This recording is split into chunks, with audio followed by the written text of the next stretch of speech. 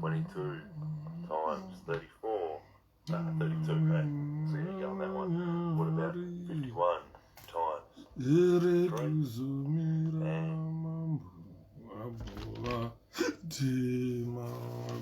3?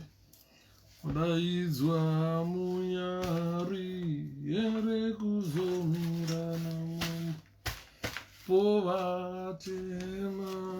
udaizwa vana mai vanonyeya vamwe anzi regai ndiseke zvangu mwana wachimwene regai timavhare kubhareta racho tsvina wakomana regai timbopfeka bhareta manero akanaka vana vezimbabwe mukomagivi zviri sei 12 midnight ndo dzatatingopinda nemutsa madzimai Julie makadii nemutsa nyaya ndoda kutaura panapa haitori 30 minutes tobva taenda zvedu. Chekutanga fungai, how are you?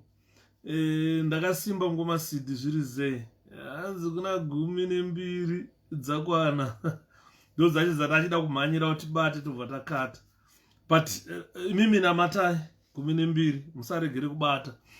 Nyaya ndaida kutaura panapa inyaya diki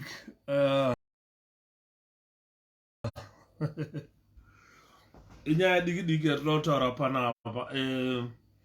Ndainvitwa nevanhu zvikanzi maiwe enda kupeji kwaruramai mashingaidzi unonzwa ari kupenga ari kudya moto. Ndikati akapenge izve kamai kaya zvikanzi kamai kaya hanzi murumati hanzi ndakanzwa Yudha achitaura kuti hauzvari. Wakamborara naYudha here iyoyo? Ngati murume wacho anondishura, asi mashura here kuti nini ndingawirawo mugomba muya munowira ED ndowirawo inini. Ndikati asi mashura here? Fuka zviri asi ndo nyaya ndoda kutaura apa nacho hanzi kabva kaenda palive on Facebook katanga kupupa furu. Ndikati unoona kana uchiroora kana unoda kuroora mukadzi haungati masangana murodhi modanana, madanana murodhi mangwana wakutoroora hazvinzwaro zveya rume. Munombofambidzana gore muchifambidzana kana makore 2 chaiwo kana 3 vamwenda kana 5 years vachifambidzana kusvika vakuita ngeshamwari neshamwari vakunyatsozivana kuti apa tazivana kana mumba tinogarisana. Panguva yaunenge uchifambidzana nemusikana ndo nguva yaunenge uchibvunza musikana, uchibvunza veukama, uchibvunza mashamwari musikana wangu yakamira sei. Veukama vanenge vachikuudza kuti musikana wako yakamira akadai. Zvakwauri wewe uchichuza kuroora kana kuregera kuroora. Pa 5 years kana 2 years kana 3 years iwe wega unenge waona matraits emusikana kuti anoita mai here, angaita mai here mukadzi uyu mwana uyu ndikatora kugara naye angaita mai here. Havasi ndo vaive kuti tinenge takuzoendesana kumaDNA kunzi mwana ndewako, mwana hasi wako, mwana ndewako and so forth. 1 in case yaruramai mashingaidzi kai kanonzi ruramai mash kai kupenga vana vaYudha vakatorwa nesocial service, Yudha anoabhuyusa vana mai kakachema kakaenda kwira gomo kakadaidzira England yese pasi rese rikaziva kuti hanzi Yudha akatorerwa vana nesocial services. Iko kaya kangaita mai here kangaita mai here iko kaya kuita mai kutomira kutokabata so kuti kabhebi kutotsvodwa kutokubarira mwana iko kaya kutobata kutoita mai vemusha. Ndakazviramba inini ndikati iyi type yairoreke manje veukama vamwe vacho inyoka aiwa vanenge vachito givi vanenge vachitokubatisa ipo paya. Unofunga kuti inyoka, but vanenge vachitokupa reality ipo paya. Kuti vhesi wangu, apa wawira. Unomgona yei. Aso, ameno. Anoona, bozi, unogona kupinda mumusha wavaridzi, unobata chikwambo chavo. Vamwe vakadzi zvikwambo zvemumusha.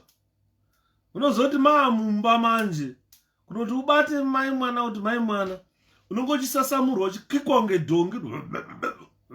Wambona dhongi kana rakuda love kune rimwe kuna mai vedhongi.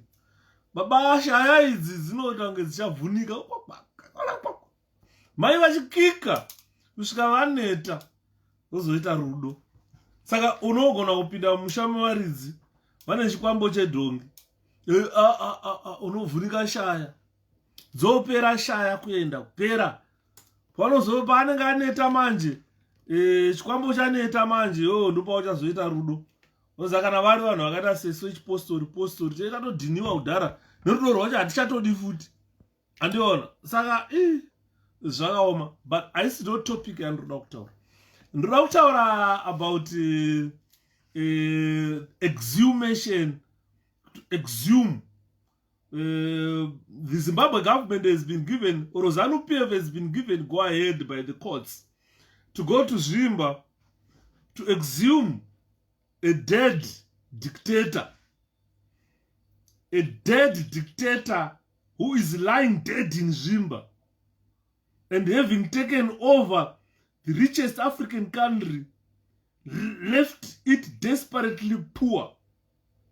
So I am just thinking that a dead dictator lying dead in Zvimba, who ruined one of the richest countries in the history of Africa, and now the country is desperately poor. And the people in ZANU-PF who assisted him to ruin the country, they are fighting for his remains. Those remains to be taken and buried at a shrine where they perform rituals. And at that shrine, I know few Zimbabweans understand that at that shrine, the shrine is guarded by presidential guard. So nobody is allowed to go to National Heroes Acre, where the dead looters, thieves, witches, lizards, makoronyera are all buried. Vana Bodagezi, the China, they are buried there. No one is allowed to go there. So this gives them an opportunity to do their rituals without anyone seeing them, because they are guarded by the presidential guard. So I'm talking about a broke Zimbabwe, a country that is failing to pay its civil servants now. They are saying now civil servants are to be paid on attendance. That means vakubhadharwa paunenge waenda kubasa. Kana usiri kubasa hauna mari yaunowana. Saka taiziva kuti civil servants, they had the basic salary. Every month unenge uchitoziva kuti unowana so much. Whether you're off or what, you know every month you are going to get so much. It was fixed across the board. Kunana kuchiuto kwatakatiri isusu, mari yaipuwa nerank. Kuti kana iwewe une rank, usina rank unogona kuoti unzi tokupa $100. Kana usina une rank unogona kunzi ne rank unoona $105. Next rank unoona $110. Kusvika kuna commissioner of prison.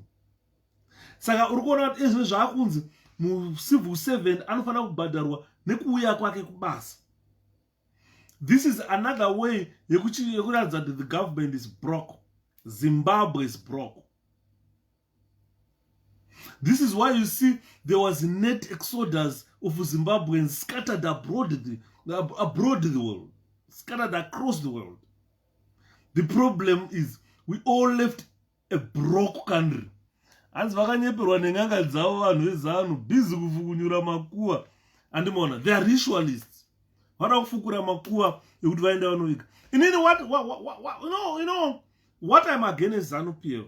If ZANU-PF is 100% sure that they want to rebury the dead, you cannot go and exhume Mugabe akavakirwa guva rakanaka zvikuru, muchisiya vanhu vakafa panyadzonya, muchisiya vanhu who were bombed, who died pachimoyo, and those people who are buried in shallow graves in Zambia.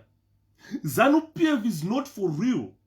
If it was for real, definitely they would first consider reburying Zimbabweans who died in Mozambique. We have got a lot of Zimbabweans who were bombed by Ian Smith who perished in Mozambique. And those people were buried in mass graves. If it means they want to rebury Zimbabweans, the ZANU-PF government must have started by reburying those people who are buried in Mozambique. Go to Mozambique and say thank you to the Mozambicans for looking after Zimbabweans during the war. And tell them that we have come to take our remains back home. Last time I said, you cannot be concerned about Mbuya Nehanda alone. You don't even know where Mbuya Nehanda's grave is. And you only suspect kuti Mbuya Nehanda musoro wawo uri mu-UK. And zviri kunzi chikepe chakatakura musoro wa Mbuya Nehanda chakanyura mvura hachina kusvika ku-UK. Hakuna musoro wa Mbuya Nehanda kuno. Anditi maona? Now we have got graves that we see in Mozambique. You go there every year to celebrate those dead people. Nobody has ever said, please, can we bring back those people who died in Mozambique, who were bombed in Mozambique, panyadzonya nepachimoyo. Vanhu vakafirapo vese, vakangotorwa vakaiswa ma-mass graves. ZANU-PF is fighting to rebury Mugabe, akavigwa ari mukasket. Akaiswa mu-fortified grave. They are fighting for that board. They can't fight for the people who are lying in Mozambique. Vakaiswa ma-mass graves. Nobody knows that ZANU-PF is a fake political party. That is a cult. Why do they want Mugabe's board? After all, Mugabe is just a dead dictator. A person who took over a rich country, reduced it to a very poor country, leaving Zimbabweans desperately poor. This is the reason why we are all scattered all over the world. Adidimona. So what significance does Mugabe's board have if it goes to lie at the national shrine? What fortune does it bring to the economy of the country? Definitely, unaona, it has occupied an office that is beyond his understanding, that is beyond his capabilities. Experts always say, if a person finds, or if a person finds himself in a higher role than his capacity, that person will always try to lower the role to suit his capacity. If you look at what I'm saying here, I've been talking about ED opening mortuaries. I've been talking about ED commissioning buses. Pakawaya 2 mabus, he goes to commission them. Pakawaya 10 mabus, he goes to commission them. He has been commissioning to my bridge road, my bus koro apesana. Achivura ma mortuary, ma minister akachinovura, ma skippy bin. Definitely, this shows that ED has occupied an office beyond his capacity and is trying to pull the dignity of the office down to his capacity. And he has lowered the president's office to the extent that every Jack and Jew thinks can be a president of a country. Because apana significance yavakaona since the death of Robert Mugabe. Turikuona commissioning of mortuaries, commissioning of kona road kango kona kotoenda president otosirwa carpet, otofamba pa carpet. aenda pamanyama taona akamira pakakapeti keredhi katsvuku. You understand what I mean? The office that you gave Mdara, it's beyond his capacity. He doesn't understand what the duties of a president are. This is why he is everything. Panofana when the minister of roads or a minister of transport, he and he anoenda kunoona kuti kunovhura officiate road. Panofana when the minister of health, he and he anoenda. Panofana when the minister of transport, he and he anoenda. So we wonder why he had to appoint a cabinet if he is everything. A good example, Chiwenga Gazwiti ndiye minister of health and vice president. He can't even perform his vice president duty. But arikuda iye kuita minister of health. So you find that Zimbabwe is a broke country because of incapacity created by these stooges. Vanhu vakango occupy offices which they don't know how to utilize those offices. They don't know the duties of those offices. Mungantaurira imimi kuti since ED either take over from Robert Mugabe vabvisa Mugabe, he has been hiring a private jet. He has been flying all over the world. Achitaura ndaenda mabillions akati, ndaenda mabillions akati, ndaenda mabillions akati. Ari kuuya nema-assembled buses kuZimbabwe. KuZimbabwe tine ma-engineers who are waiting, who are looking for jobs. Dai akaenda kuBelarus akauya nema-baskets aiassembliwa like zvaita Dhama, zvaita Cressida. Kuti kunaya ma-kits ezvakagadzirwa kudhara zvatengwa zvoassembliwa kuZimbabwe. It's cheaper to buy these buses in kits and assemble them kuZimbabwe. Zvokuti ese mabhasi amoda kana maida 10,000 aiuya neboti 1. But kuri kuuya batch 50 buses in a ferry. Empty buses coming in a ferry. So you see what I'm saying. That you, vanamdara ponela, vanamdara changu chendebvu chache. Kuti muri kuona here kuti you have burdened Mdara uyu mungamba office which is beyond his understanding. You gave him an office which is beyond his capacity. As a result, he's pulling down that office to his capacity, leaving every Jack and Jill. And you forgot that I'm not going to be the president of a country. And what happened to Leyland in Mtare? Zambezi coach works. Yes, this is why I'm saying that Mdara wasted almost $1 billion flying in every country when he took over from Robert Mugabe. When he flew there, he never brought anything tangible. Kokauya mabhazi, atidyi mabhazi. Vanhu varida mabasa. That means kuchaita one conductor, one driver. How about the rest? Dai akauya ari makits, paivakwa factory, makits opinda, mabhazi oassembliwa, afa achidzoka achigadzirwa ipapo. You create mabasa kuma engineers, mana makanika, vanani. You understand? But Mdara does not understand the political dynamics of a country that he is leading. To the extent that today we are a laughing stock over the world. All over the world. Mungaenda kuZambia munosekwa. Ndimuna president akakomishina road, corner road. Mungaenda kuBotswana vari kuputika kuseka. Kuti mamochari atinawo muBotswana guys, manakira akati imimi president wenye anokomishina mochari. Anokomishina ma-traffic lights. Anonzi ma-robots kuZimbabwe. So it means that we have given this gentleman an office that is beyond his understanding. He doesn't even know his duties. And I wonder who advised him. Because aungatora zvakaita ngenesi wemapenzi anonzi 𝗥𝗃𝗲𝗿𝗍. What 𝗥𝗃𝗲𝗿𝗍 be the advisor of president. Andimona. Ndakambotaura ndikati wazwadi kared carpet. Kared carpet patara kadiki ndofunga 30 centimeters by 30 centimeters. Atofamba pa red carpet Mdara uyo.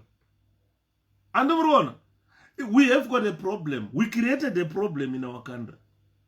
And that problem, we can only rectify that problem by removing him.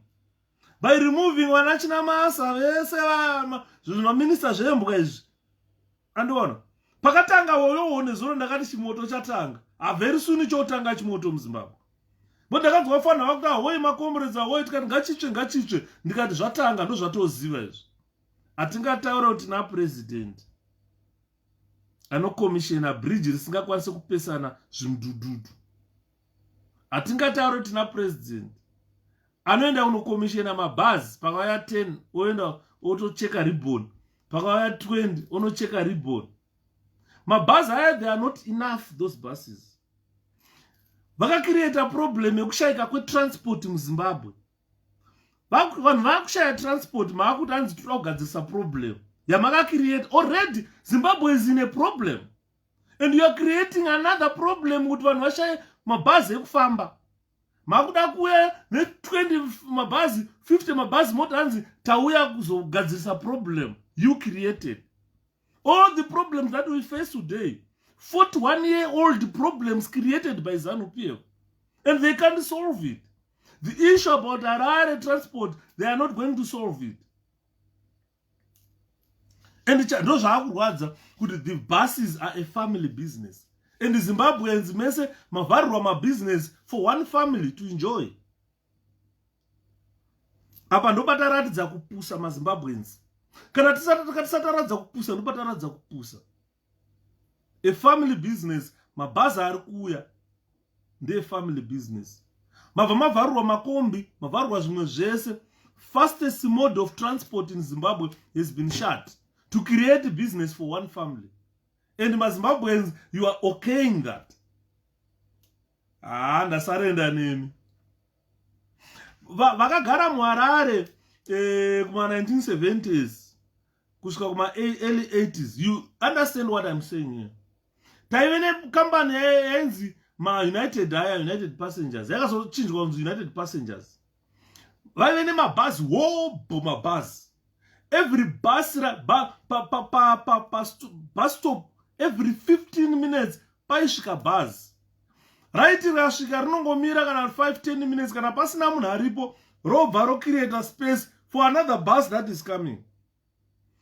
Rinogona kutendera highfields yese bhazi riri empty. Because rinenge richimhanyira time harisi kumhanyira mari. But still vaitadza kusatisfy vanhu because the population of Harare grew.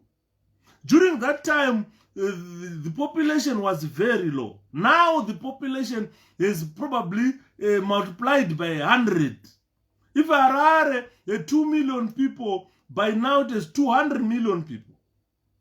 This is a good example that I'm giving you. That it has multiplied, the population of Harare is multiplied 100 times. So the buses that must come to Zimbabwe must be multiplied by 100 to make sure that they cater for everyone in Zimbabwe. 15 minutes interval, the bus will get there. As in high school, 5 cents kuenda kuchikoro. So no matter how many buses ED can bring, as long as there are less than 100,000 buses, they are not going to save Harare. If you go to Harare, calculate or count how many commuter buses, mabhazi madiki aiseva Harare. Kuzoya mazupu kwacho aivepo achiseva Harare. But it's still quite chaos yekuti mabhazi, they are not enough. Vanhu vakapedzera kutokwira malifts because kana uri kuHarare you need the fastest mode of transport. Ndosa vari kuona ukaenda muLondon mune matube train, mune mabullet train mudenga, mune zvinonzi mataxi. Mune makombi muLondon aripo makombi. Andimona. Saka munhu unochuza the fastest mode of transport according to your pocket. Kana ida kufamba zviri fast ndokwira chitima. Chitima yacho chinoti dhurei. Unoenda pasaba famba netube train. Andimurikuona. Saka uri kuona kuti nyaya yatikutaura ya ED, he is not going to solve the issue of transport in Harare without bringing back makombi. And vanhu vane makombi musabvuma kutorwa makombi nyachinzi ngaiswe muzupco. Motikari inofa mahara. hauna chaunowana. Motikari inofa kupera mahara unless they are paying you in US dollar. Because once they are paying you in RTGS, you are just surrendering the car that you bought. Because ndikafunga motikari ozati nasinda manya nemotikari zvanisanda mboita nasi. Kumanya ndapinda mu A19 ndikamhanya nemotikari zvanisanda mboita. Ndichisvika pamba ndichipaka motikari so nenzo engine ichinhuwa chiimagina kuti motikari yako iri kushandiswa sezupo yanga iri empty ndingori 1 kana iri yako iwoyo yakazara vanhu 16 ichimhanya kudaro engine yako inolasta how many years? That means you are just buying your car and surrendering it to ZANU-PF kuti shandisai zvenyu inini pamandipa ndipapo. That means no one is allowed to own a business, a commuter business mu Zimbabwe. Hakuna munhu ari kubvumirwa kuita business rikutakura vanhu mu Zimbabwe ra ED and family. Hanzi kuchine mabus terminals, ticket station. Yeah, waiti ukasvika pabus station wacheka ticket rako kacha uchipiwa uchienda paqueue unenge une ticket rako. Bhazi rikauya hapana kikirikirikiri bozi une ticket rako kudhara. Uchipinda mubhazi unosarudza paunoda unogara. Ino zvauna choice unokandwa nepawindow vakadzi vari kubatwa magaro vachipushirwa mabhazi nepamagaro. So what is Mugabe's legacy? That is Mugabe's legacy. That is 𝗔 Mnangagwa's legacy. These are people who created problems for 41 years and they've failed to solve those problems. The population did not stop. Ukaenda muHarare, ma-street kids ari kuzvara. Isusu tiri kuzvara. Mipengo iri kuzvara. Kune vamwe vatisingakwanisi kutaura vari kuzvara. So you see the population has increased zvekuti government cannot cater for that population. A good example is tarisa marara ari muHarare.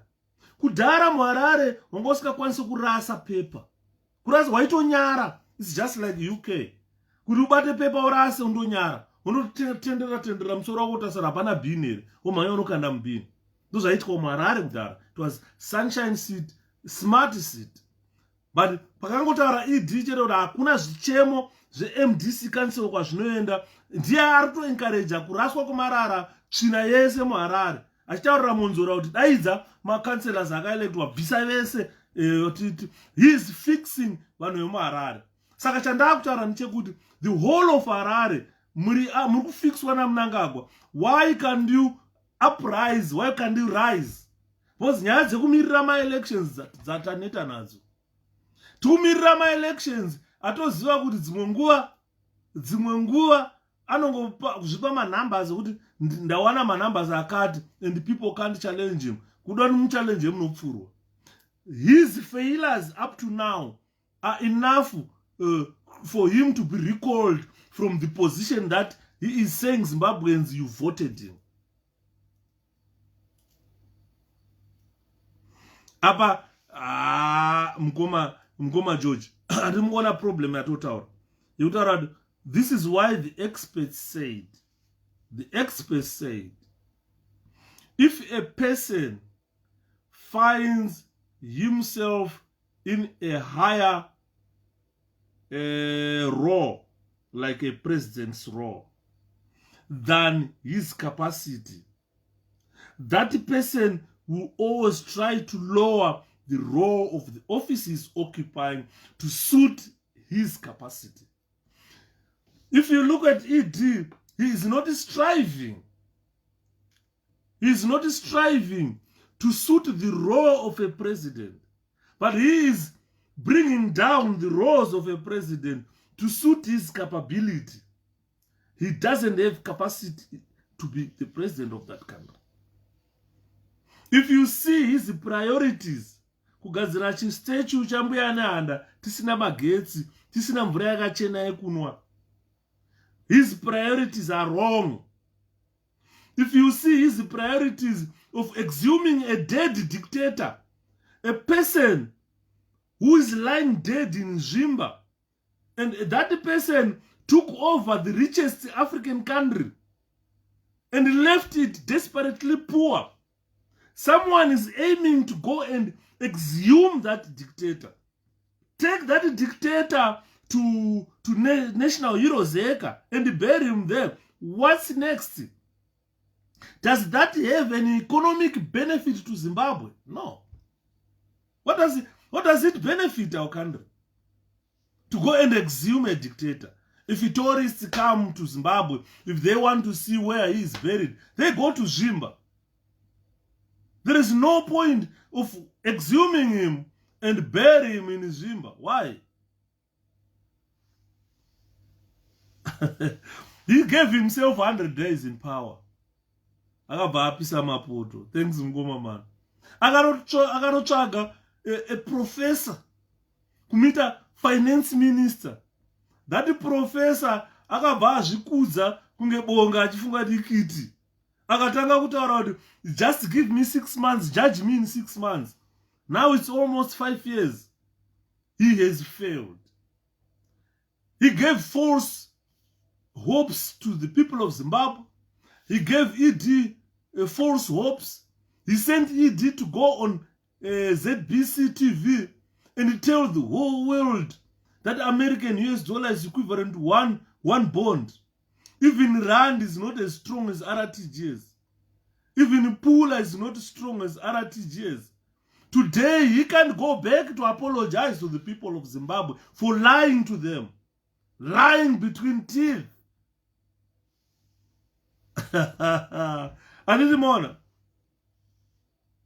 If you look at this dictator that Mnangagwa is fighting to exhume and rebury, that dictator led to the children of Zimbabwe to flee Zimbabwe.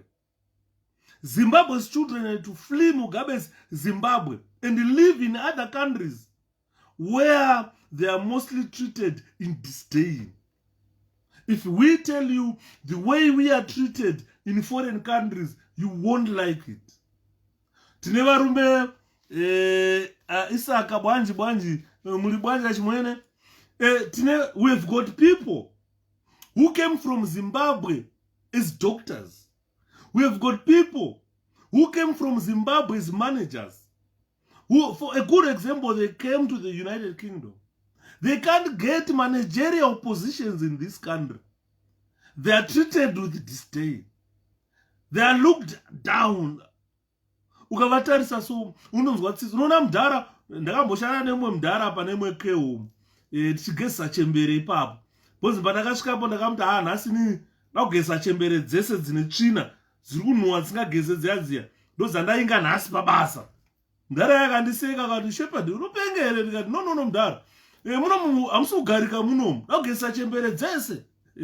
Anoona ndakatanga kutora chembere 1 ndichienda nadzo nogezesa ndikama musoro ndichipfekedza zvakanaka ndizora mafuta, taking care of elderly people.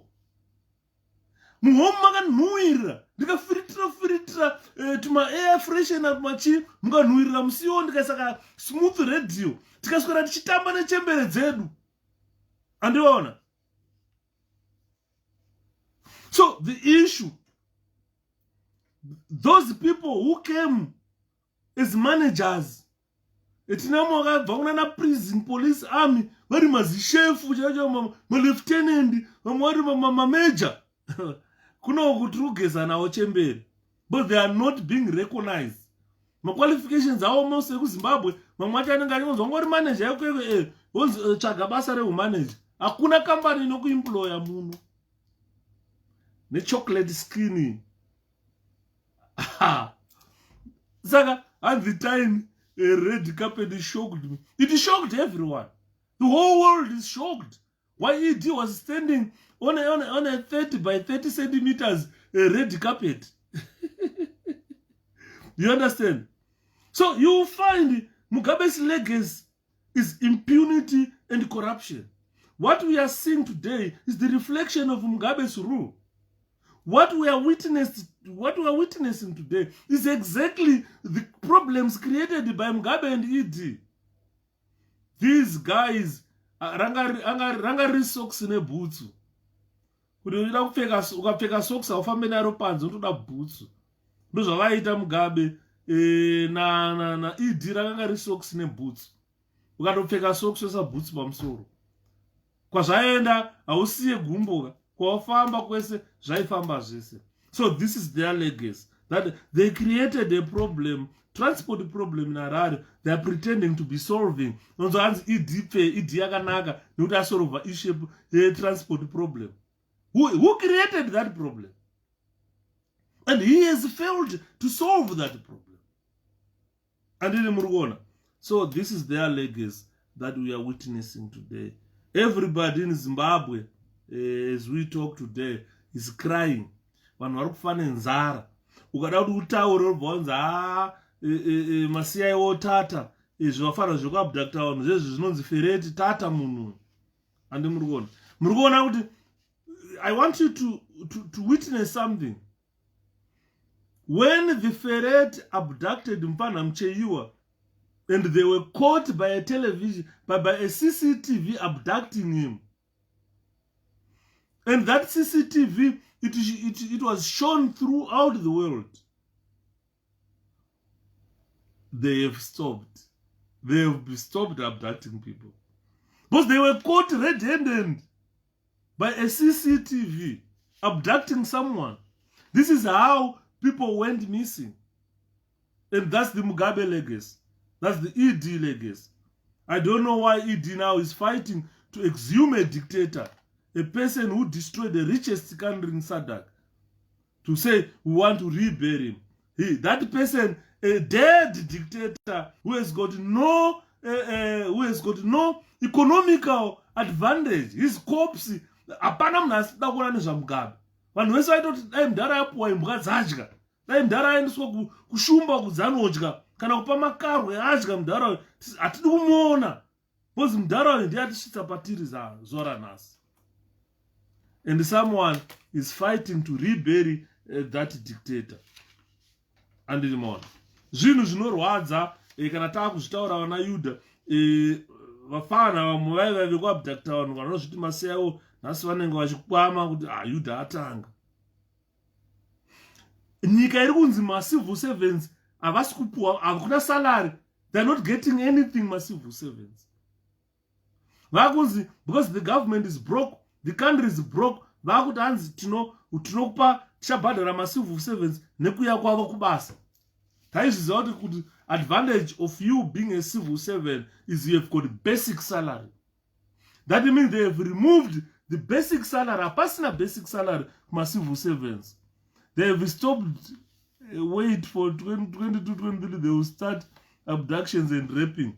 Yeah, but this time, I think vando abducta, vato dzimachi, CCTV, because my companies, my jinji, my private homes, people have installed the CCTVs. Because when I got out, it's now better.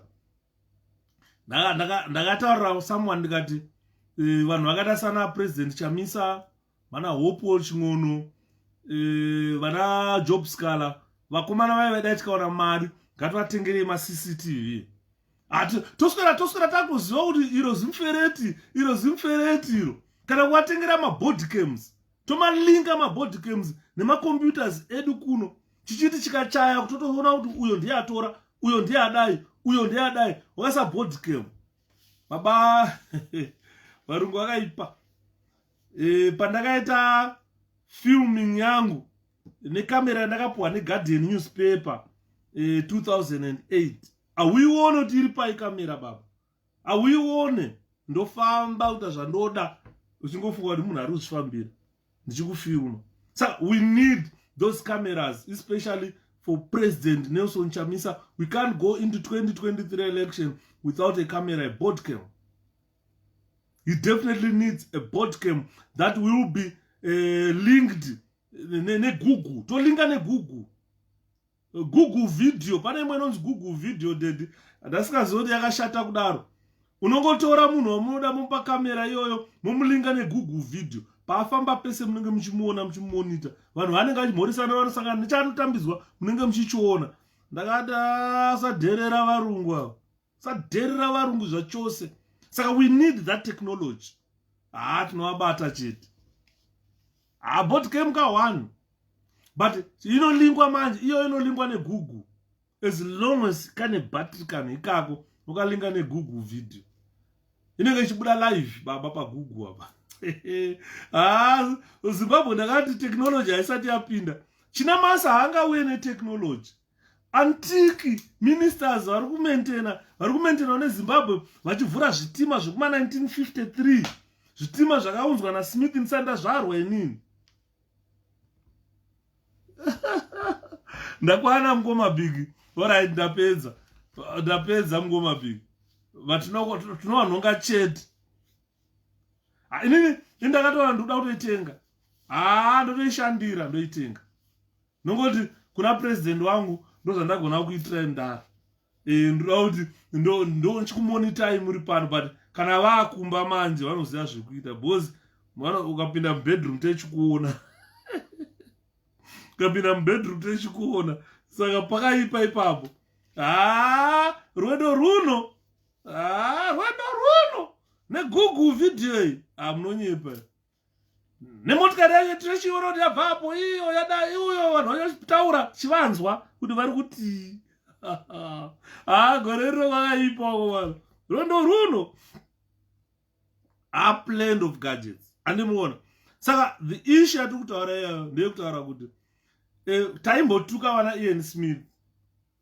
Ndakazofonerwa nemumwe mufesi so zvikanzi Smith wamunotuka weShepherd. Varungu ava ndo vakavaka Harare. Vakauya Harare riri sango. Mambo mbiri vachigara paya.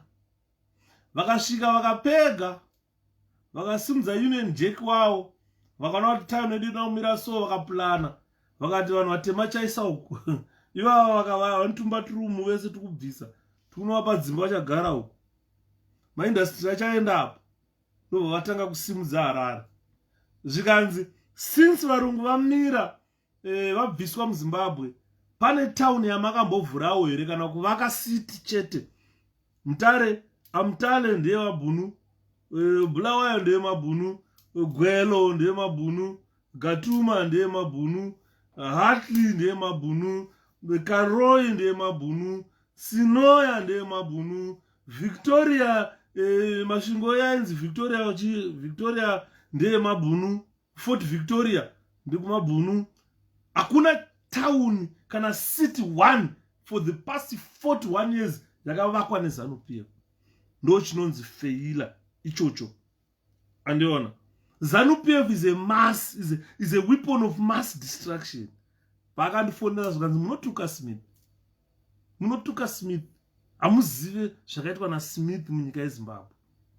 Hanzi kuti kubombwe kunyadzonya nekuchimoyo. Hanzi Ian Smith akaramba. Akati but tinonouraya kune vana kune chi.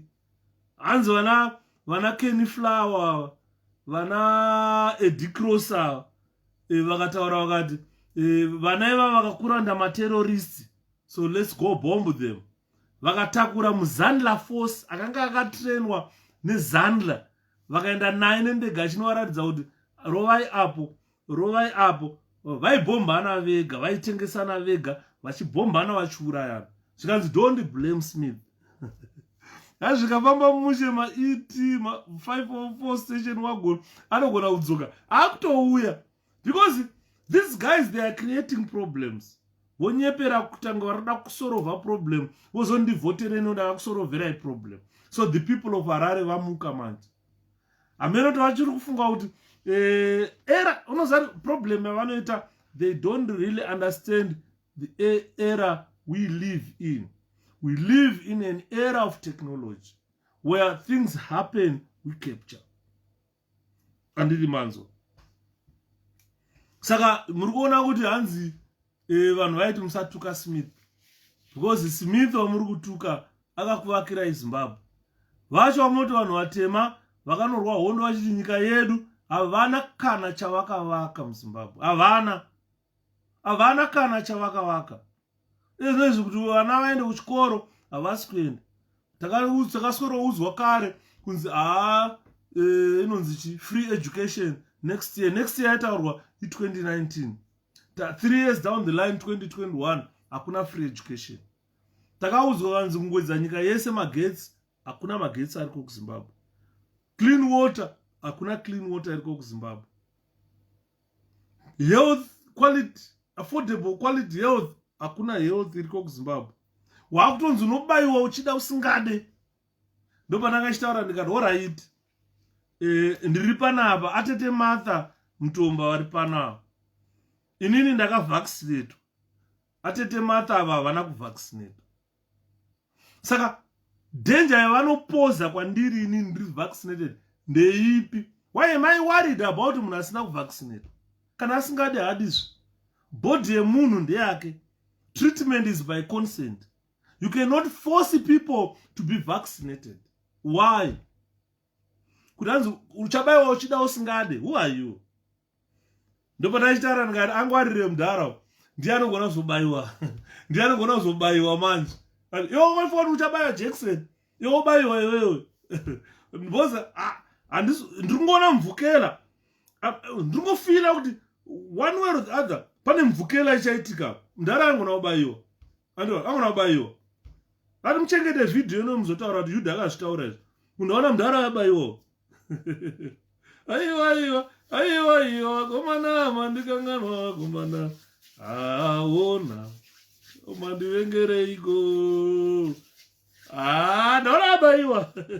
Ndaona abaiwa mudhara abaiwa. Obaiwa. Nenyaya kuti unobaya vanhu vasina kubaiwa. Unobaiwa.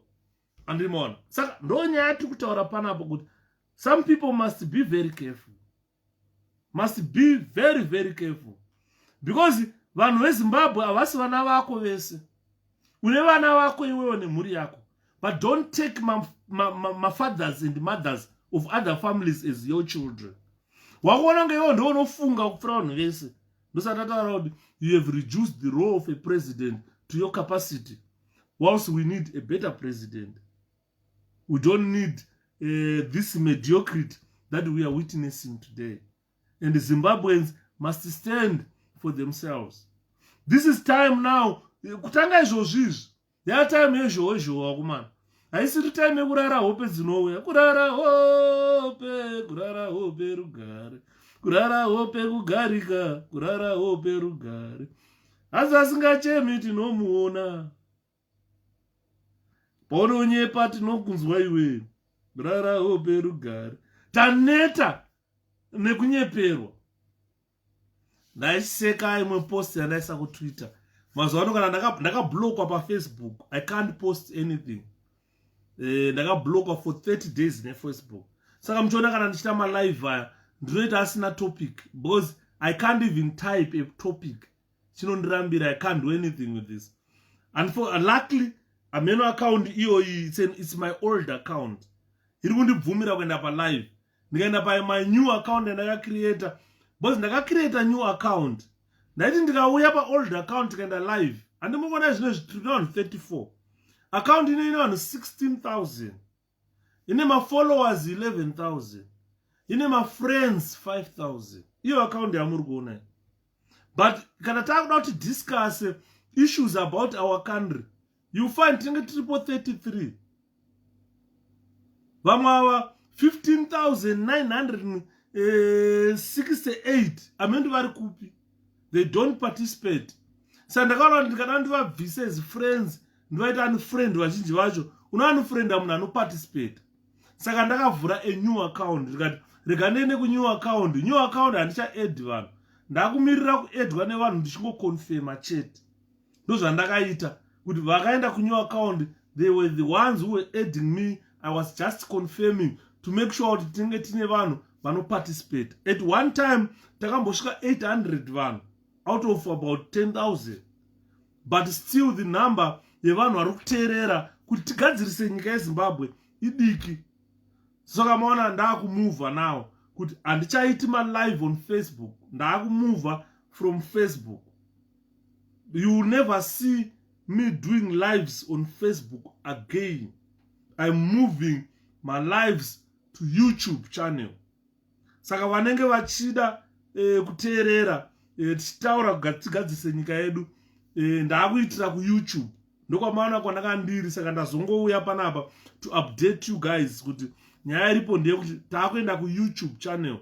I am no longer going to do my live on Facebook. Vanhu vanenge vachazonditsvaga kuShapira akaenda kupi, Shapira akaenda kupi. PaFacebook unoenda ngonyora maarticles chete. nekuposta funny stories because I'm being blocked. Kana ndablockwa neFacebook nenge ndisina access nemi, I have to wait for 30 days to have access to you. Whilst I've got a channel, YouTube channel, where I can only go and beam same type of live manokomenda vachikomenda. Saka ndakutaurirai guys kuti I am no longer going to do live on Facebook. Probably this is the last. Takuenda ku YouTube channel. Vanenge vachida YouTube channel yangu moto ya ku inbox. Kana kuti munongoenda kunotypa pakanzi 𝗥𝗶𝗰𝗵𝗲 mo subscriber. You need to subscribe for you to be able to comment and do a lot of things there. Saka I am moving now from Facebook to YouTube channel because Facebook ine ma restrictions.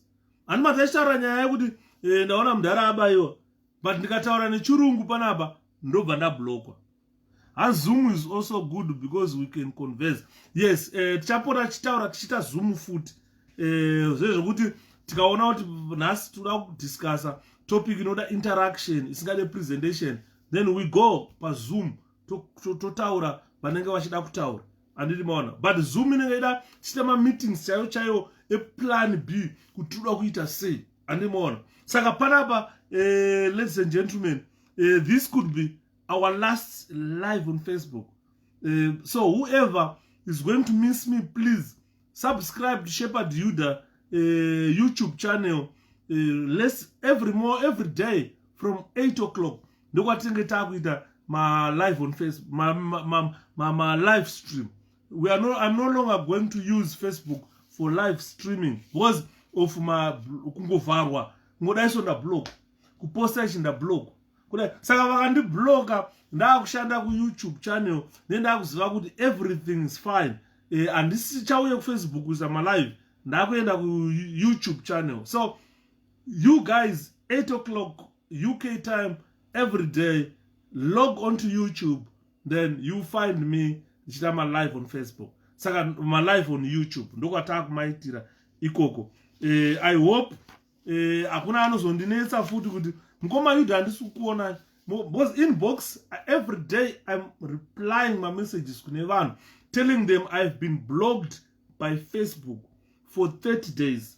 Saka ndabloka for 30 days I can't post. Muri kuona kuti these days I was not even posting anything.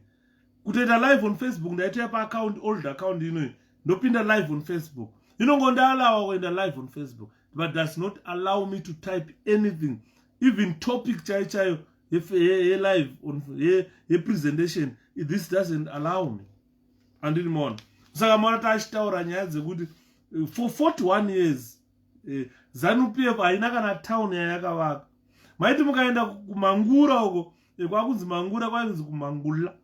Mukaenda kukadoma kwainzi kugatuma. Mukaenda kugweru yainzi gwelo. Kukwekwe cheguti yainzi hatli zvonachitaura. Chipinga yainzi chipinga, chinoya yainzi sinoya. Andini maona Harare yainzi Salisbury. Masvingo yainzi Fort Victoria. Saka you find kuti ese matown ando andainzi nemunhu uri kutukirei Smith. Smith akakusiya kuvakirai matown. Harare ikasara sunshit. Kukauya vana Mugabe, the worst dictator, probably Musadak, akasvika akahondonga everything. Kukauya his right hand man, akasvika akasila our fate. Saka it's all up to you, the people of Zimbabwe. And imona kuti let's not play dirty politics. But what we need is to ensure that Idi Mnangagwa is removed peacefully. Idi Mnangagwa must be removed peacefully. ZANU-PF must go peacefully. If you look at Mahatma Gandhi, he managed to free India. A peaceful demonstration. Pakata peaceful transition of power. Kusika India yagena independence. Saka Zimbabwe can also do that. Zambia did it. We can also do it. So nyaya hapo is you and me to work together. Let's forget about Masiya kuti Masiya anozopindira masoja anozotipfura vanhu vari kutamburawo. Last time ndakapa presentation yekuti naiva Mnangagwa, why can't you pay our soldiers, our CIOs, our policemen, our prison officer enough salary so that vanhu vanowana pekuzogara kana vachinge vabuda basa vachembera. Izvo tanzwa nokumbirwa mari, tanzwa nokumbirwa mari. Zvimadhara zvimasoja zvinoshanda nazvo zvezvo, chikangoona uri palive so chotoya kuinbox Shapiro ndipo kana $10 nditenge chingwa, vana vangu vakufa nenzara. Unosvika kupi uchikumbira mari? Unosvika kupi? Ndaizwa mai vangu zvikanzi mari haikumbirwa. Unosvika kupi? Ndikaya live on Facebook, Shapiro, ndipo $10. Ndashaya mari yekutenga mapiritsi akati. Ndashaya mari yekuita zvakati. Ndara musi kupiwa here? Zvikanzi kapenjeni kacho nombokada here mwana wamai. Haikwani kukwira bhazi kuenda kuKarowe nekudzoka. Mudhara ari kumagunju. Kuti akwire bhazi kuenda kuKarowe nekudzoka unotora mari yake haikwani. Akaenda pamagunja vanongaidzwa hapana mari panapa. Nyika isina mari yayo. Andimona. Ameno ndi munoda kuzoudzwa kuti Zimbabwe yaparara sei kana mutadza kuona kuti Zimbabwe haina currency. Nyika isina mari. Ndakaona pakapuwa ED 45 million yechema naAmerica. Dzakapururudza. Ndapuwa mari chaiyo naAmerica. Kwete mapepa amaRTGS. Andimona. Saka muri kuona nyaya yatiri kutaura. Ndazotarisa ndaenda pane imwe post yandaisa paTwitter. Hands don't help them. Ndo zvandava kutoona kuti ndakapedzisira ndakuita benzi kuvanhu. Handi muri kuona. Muno muUK ndine vanhu vandava kutoziva. Kwete muUK chete. The whole world. Pane vanhu vandava kutoziva kuti munhu ari kuHarare akachema.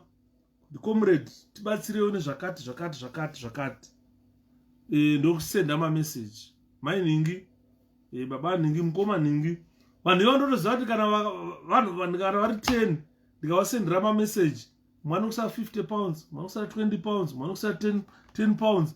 Pakudoka kwezuva tinge tatoreza mari inotokwana takutumira takuendesa. Ndoisawo yangu ipapo kana 20 tomhanyisa mari dzedzo. But takusvika pakunyara manje. Because tirikukumbira mari. Tirikukumbira mari kune vanhu vari kumuka kuenda kubasa vachinoshanda. Mari yaiwe yemahara yatechikumbirwa yeye. Vanhu vanenge vachifa kuti mari ino yamahara. Munhu iye atorara akasvinura. Vamwe manesi, vamwe makearazi, vamwe vanolaichira mabhini namalaicha chaiwo. Asi ari kuwana mari yekuspare kuti gandi mukoma Yudha vachema pane munhu arwara kana kuti munhu weMDC aita zvakati arikuda kubatsirwa nezvakati. Andimona. Saka nhai if MDC and Chamisa wins 2023 election unodzokera kuZimbabwe here? Muera moyo. Inini I'm established kunoku now. Saka zvekudzoka kuZimbabwe I don't think so. I don't think ndinogona kuzovhizita kuya kuzoona hama dzangu. Kwete zvekuti ndicharelocate back to Zimbabwe.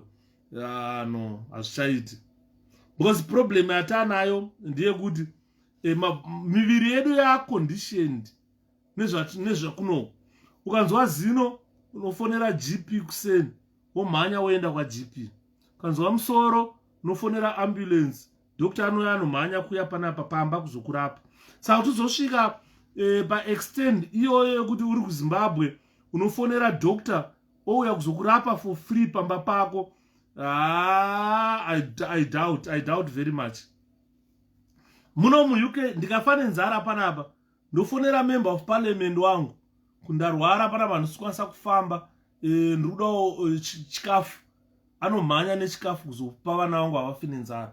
That will take million years kuti Zimbabwe isvike ipapo.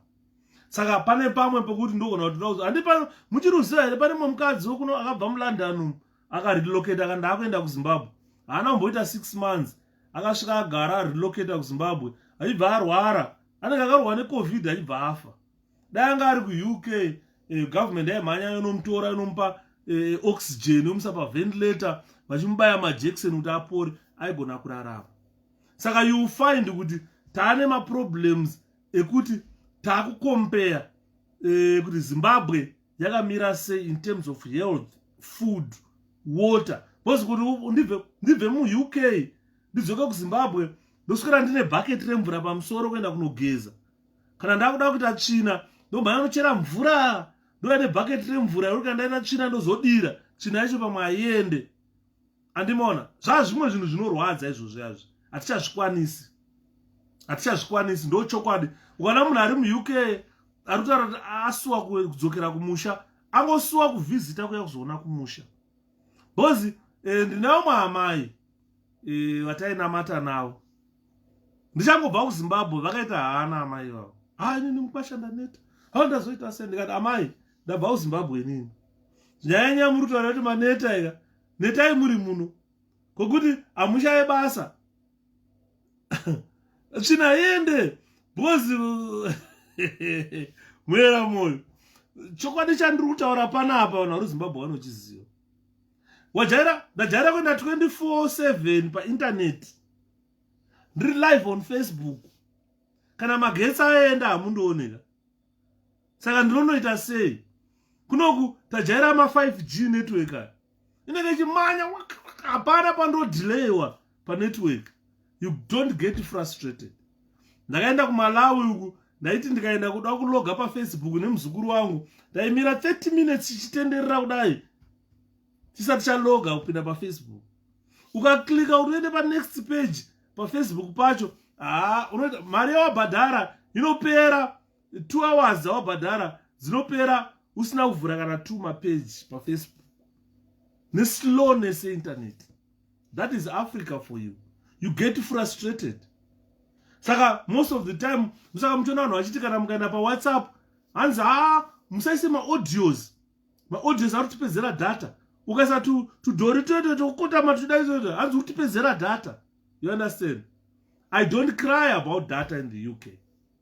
Saka zvese izvozvo zvinhu zvokuti unenge wakuconsider type yelife yauri used to netype yelife yauchanogara wakuZimbabwe. Musaka muchiona even kana vanhu veZANU-PF vane government iri kutonga, they can't go and settle in Zimbabwe. They have to strive. Vashurwa nemasinowo vari muno. Andoona because vandoziva kuti vanoenda vazhinji vacho kuZimbabwe vandoona kuti muno kuno hakuna life. Vamwe vacho vandoramba vachiti ZANU-PF kuti irambe iripo ivo vachiramba vari kuno. Andimona. Saka they are quite unotanga waita inonzi risk assessment.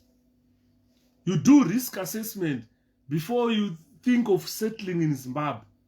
Unofanira kutanga risk assessment. Ukachembera uri muno mu UK unopuwa bus pass. Haubhadhare bus. Unongosvika pabus stop wokwira woburitsa bus pass rako wopinda mahara. Unoswera uchitenderera usashande, unoswera uchitenderera UK uchingokwira mabhazi uchiinda. Andini muriona dautaura chokwadi. Ichi ndo chokwadi chandiri kuudza ichi. The way, the type of life yatajaira yemu-first world kunoende ku-third world unokuda kuexpecta that life aite. Kana ukachera chibhorani pamba pako uchada engine yekudhonza mvura iyoyo kuisa mutengi. Engine iyoyo ichada fuel yacho unogona kuishaya. Saka unonga kutofosorwa kusache kuti gojomu wosenga bucket pamusoro kuenda kunogeza. Weta mvura yekukanda wajaira shawa mupomba hamusubuda mvura wakunoita yekukanda hard water iyayi inopedza sipo. Andoona so zvakawanda madisadvantages akawanda ekuti kana uri mu-first world country udzoke kuenda ku-third world country you won't survive. Unosvika uchifa because mastress acho anokubata. Wajaira kudya chingwa chekuti ndikapinda mushope zvinezvi chinenge chichipfungaira chingwa ukaenda kuLidl. Kune mabhanzi marefu anenge achipfungaira ukarivhura soro ukasa majarina anonyongodeka ese. Woenda unotanga kudya chingwa chiri kukiswa nemakonzo kuseni usiku hwese choracho nemakonzo. Iwo mangwana kuseni unotenga chingwa chine nhoko. Andiriona wakunomwa masese wangoja kuno ndakati nemabhururu wangu andakati ndikakunza kunoka tokunhonga wakafa. Bozi kuno kudoro riri kwauri pedzi. Saka unorowa makonzo anenge akawira ane masesa akawira makonzo marara makonzo achibhaguja usiku wese mumatengi yokusenorwa uchirwa mvere dzemakonzo dziyadzi nenhoko. Unoona type yelife yacho haichaiti. Saka I'm not saying I can't come to Zimbabwe. I can visit Zimbabwe. It is my country, that's where I was born. Nogona kuya uzogarawo 1 week, 2 weeks, 1 month, 2 months. Sezvo ndoita kana ndikaenda kumusha kwedu kuMalawi. I was not born in Malawi. But ndikaenda kumusha kwedu kuMalawi ndogona kuti ana 3 months ndiriko nchigara nana sister wangu. Pamwe ndakati nyapa ipa ndinapinda Lawezi. Nomorogara nemasisters angu tichitendera tichimboona Malawi chinakidzwa zvedu. Ndosaka uchiona nezvemazimbabwenzi akabuda kuenda outside Zimbabwe. Kana vakudzoka kuZimbabwe vazhinji vacho vari kuya story matourists. Vamwe vakatoadopta macitizenship enyika dzavakaenda. Kana vanenge akarauya kuZimbabwe vanenge ane mapassport tu. YeZimbabwe ndeyekupindisa yekuti asachajwe kana kuti uchagara kupuwa mazuva ekugara paanoda. Andinoona. Saka pane nyaya ipapo yekuti kana president Chamisa vakawina, inini I'm not fighting for recognition.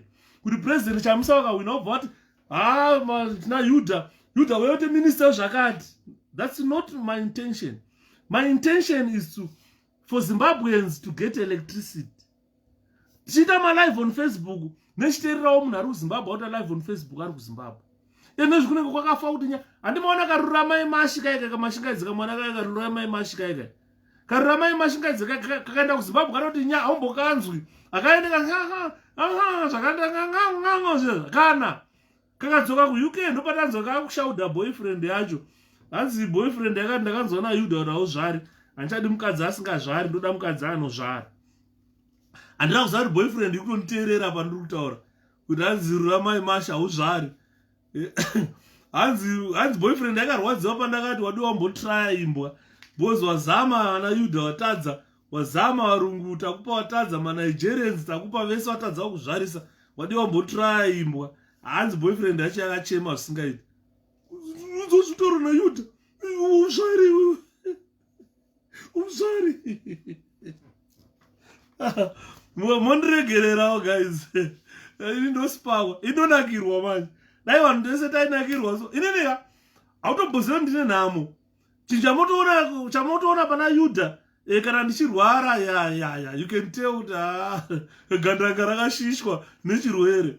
But kana ndisikarware nemudhi yangu smile yangu ndiyo hazvichinje. Kutaura kwangu ndiko kwakuchinje. Andimoona. Saka mopota muchindiregererawo musanyanyondipa mhosva vakomana. Ndakazvarwa ndakadaro. Andimoona. Saka ndo nyaya yati kutaura kuti mukada kutarisa zvinhu zvinondirwadza. Vana Zambia vakaita independence 1964. From there Zambia has been changing my governments ngemapitikoti. Malawi yakaita independence 1964. Kamuzibanda akambodhonza hakuna aifunga kuti ngwazi ungaenda. Ngwazi waitaura kuti never in 1,000 years kuti nyika ichatongwa nemwe munhu asiri inini. But nature dragged him away, removed him from the people of Malawi. And Malawi has been changing governments ever since. We are very unfortunate kuti tine president akaiswa kuMalawi zvinezvi andondirwadza president yo. The people of Malawi do not deserve Chakwera. Chakwera ndaona mwe mukadzi nhasi ari kutongwa kunzi watuka Chakwera kuendeswa kukoti kunzi watuka Chakwera. We never thought that will happen in Malawi again. Saka akutozviona senge shumba. Andiona, but vanhu vekuMalawi chandoziva ndechekuti vakasimuka vakati hoi anorova pasi mufesi yavo. Because ezvinezvi akuzviita kunge Mwari, kuzviita munin'ina waMwari. Zvamunoona zvinoita Idi yandange ndiye anosiyirana naMwarika. Nokuti andotaura kuti nhasi ndai mupfura vanhu ndai munouraya. Urayai vakati, andopa nhamba kuti ndai muuraya vanhu vakati. Ganda gobu zviri sei. Saka vana Ganda vari kungopinda. Vana Chiku manzwa nyaya ndataura kuti this is my last live on Facebook. My live streams ese anenge akuitwa kuYouTube. Saka you better go kuYouTube. Mono pa YouTube paiba motsvaga Shepherd Yuda channel. Matsvaga pakati Shepherd Yuda mo subscribe. ndopamunenge makuona chi lives every day. Zviri sei general Kanyemba hanzi mudhara wako akunofukurwa mudhara wako akudyariwa ngembambaira Eustace zvinosiririsa so kuti mudhara wako akuita ngembambaira gore negore anenge achifukurwa achidyarurirwa apa vakunofukura futi vanodyara futi somewhere kuti hameri manje. It's very unfortunate all. Ukaona uchiitwa rufu rwokudaro wakumanaka kana kwauri mweya wako hauna zororo zvachose kuti wavigwa wafukurwa apa wakuti wambambaira kuti ukacherwa ukadyarwa paonzi unoibva ufukurwa unoiswa pamwe womboibva ufukurwa. Izvo zvari kuenda kuheroes pamwe vachasvika ufukunurwa futi odzoserwa kwazvimba. Saka inongoramba yaasiso adidi maona. Saka Zimbabwe ndo nyika chete one yasara muAfrica iri kutadza kuchinja mapresident, iri kutadza kuchinja kune imwe political party yadyiwa zvinosemesa yawana 12 seats opposition ikaita 84 seats.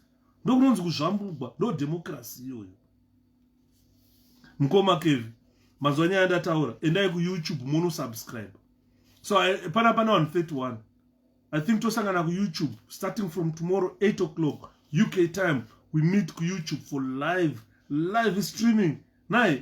Nigeria 1960 ichitry independence iri kungochinja mapresident. Tanzania 1962 ichitry independence iri kungochinja mapresident. Ko chirwere chapinda muZimbabwe ndechenyi? Ndechei? Boss hapana mukanda kuZambia vana UNIP vaive nemamilitary wing avo vese akangofanana naZanla nanaZipra amamilitary wing. As I'm happy I can see mavebo manje zviita nani Gobu.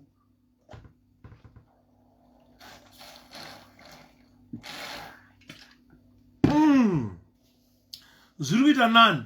Saka murikona hanzi ikona general hanzi but ingati akataura kuti he shall rule from the grave. I'm a bit sad, but then again it's politics. I just thank God they did not treat him like Sankara or Lumumba. Vakunomudyara ngembambaira manje pakaipa adimona. Saka tiri kutaura kuti the only political party ine mutsipa wakasimba, ine shaya dzakasimba, ine maoko akasimba, MDC Alliance, a grouping that is the best choice of really accomplishing things. If you look at MDC, it's a party that has accomplished things. Ukatasa pa 2009 kusvika pa 2013 Zimbabweans lives changed. So this is what ED is hoping. He wants to make he's trying to rope in Chamisa next year to form a government of national unity. But isusu tukutaura una president Chamisa aiwaka mdara ndimi akawina election. Musatombofa makaenda pa negotiating table neZANU-PF. Regai vana already vane coalition. ZANU-PF has got a coalition government. This is why you see vanhu vekuPollard they are being appointed as ambassadors. Appointed vana Gutu vari kuappointwa as commissioners. Vana Jesima Jome as commissioners. It's because they are in a coalition government already. So I don't know which coalition that Mnangagwa wants again. Vana Monzora vari muPollard. Vana Priscilla Musairambwi vatoenda kunana Sweden. Vana James Mardad vakaendeswa kunana Senegal. So Zimbabwe has got a coalition government. In MDC Monzora, in a Pollard neZANU-PF. So already vakatokwana kwavo. I don't know kuti komudhara Chamisa wanda kumudii. Chitima chedu chekuchitungwiza takumbochikanda kustocked on teas takamirira kuvaka jaji plus kuno kutochisa kumuseum. Ndirakuenda kumuseum kumatrain museum. Ndakuratidza ndoita live ndiriko ndakuratidza zvitima zviri kumatrain kumamuseum. Nero will join ED bitinana obet good kaya mo EDC out of Zimbabwe. Zvichaiti general.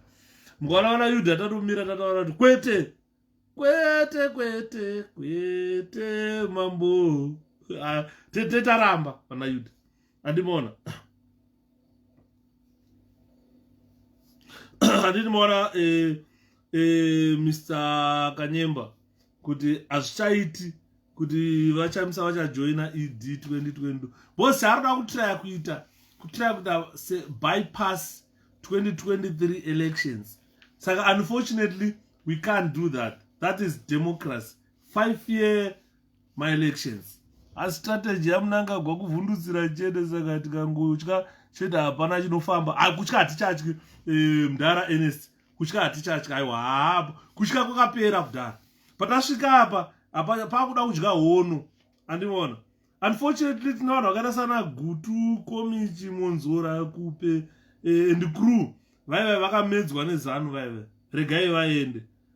They don't understand what we call hard work.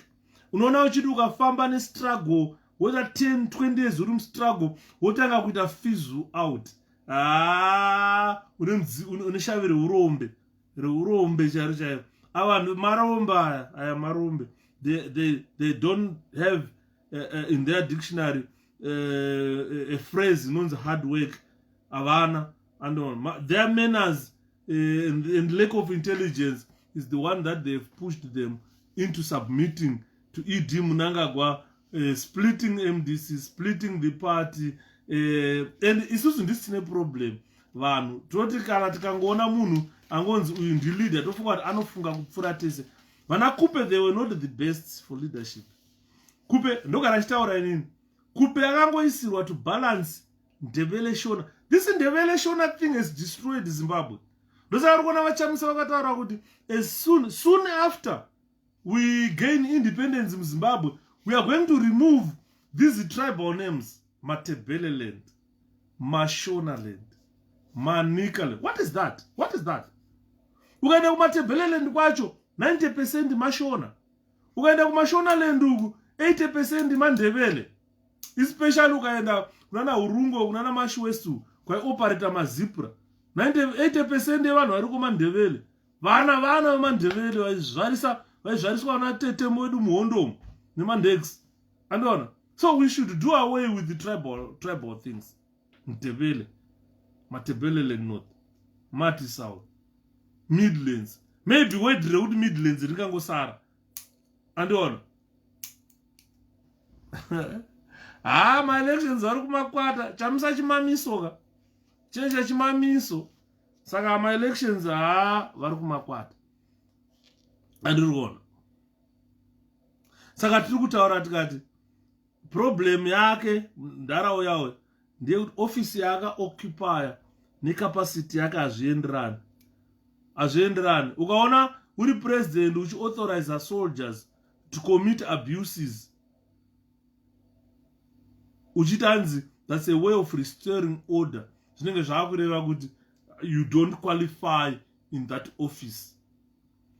And your soldiers will go on to beat people, will go on to rape women, and do all sorts of heinous crimes, commit murder.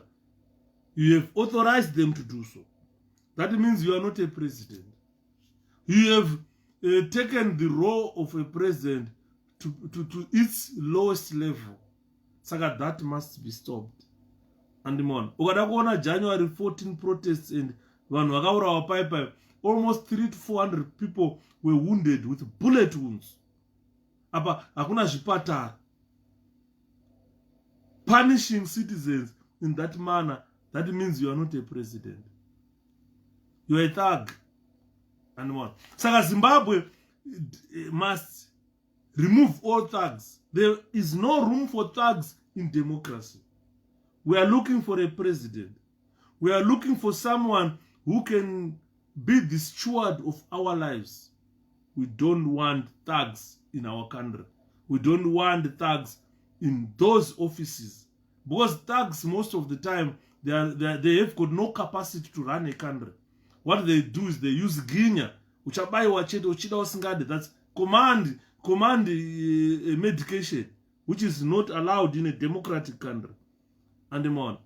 Dosaka uchiona vai usati masiyaiwo twavo tuchiuya tuchita matrix tuchita sei tuchipoisona vanhu. That doesn't work now. That doesn't work now.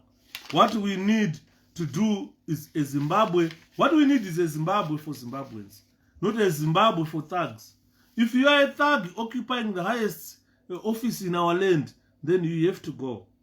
We need a consensus. Zimbabweans need a consensus to say, look, we have agreed that Chamisa is our president because of certain traits and characteristics. There are characters that made me follow Chamisa. There are characters, the characteristics of a president that I've noted in Chamisa. Pandakana uyu mkuru anogona kutonga nyika ikaenda mberi. Anogona kuvaka imwe city futi. Pamwe mchiti Harare capital city anogona kuzvichinja Chamisa. Ototaura kuti Gweru ndo ya capital city. Ototanga kutodevelopa Gweru. Yotoita mahotel building machi makutopinda muLondon mugweru. Andimona. Saka ukaona because ene zviri kuona kuti Zimbabwe iri kungoiswa pa lockdown. Ukabvunza ED, what is the lockdown for?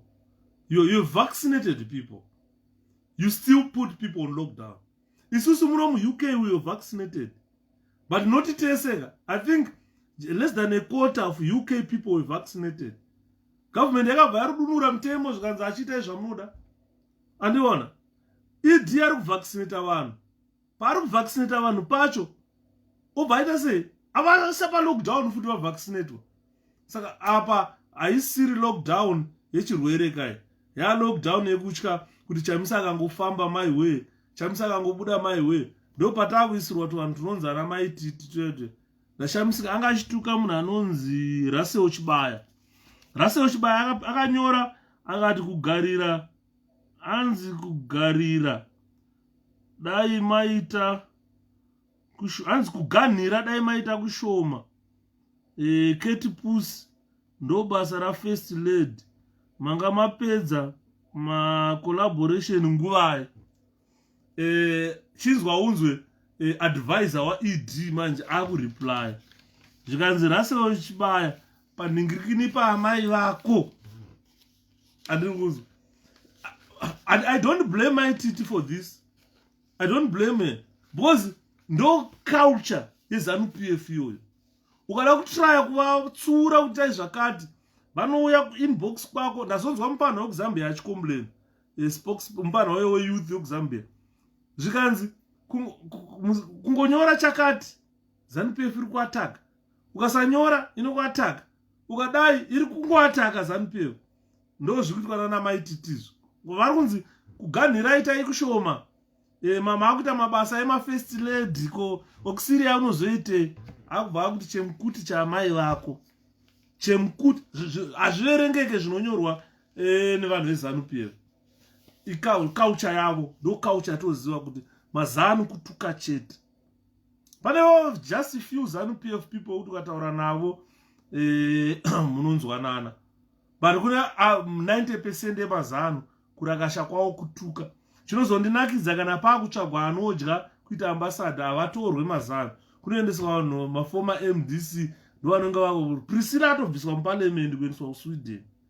James Maridadha akadyiwa na James Chidakwa akabviswa akaendeswa kunonzi kuSenegal.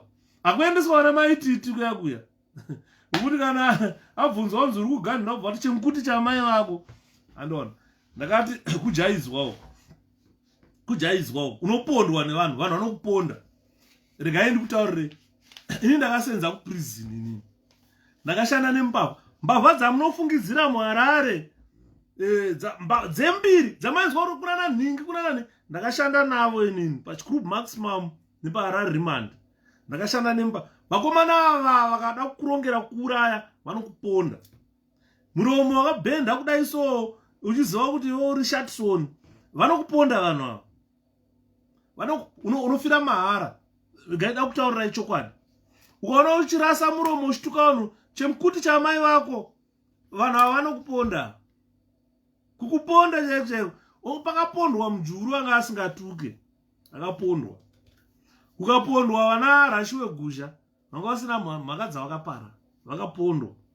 Vanhu vemuZANU-PF vanokuponda.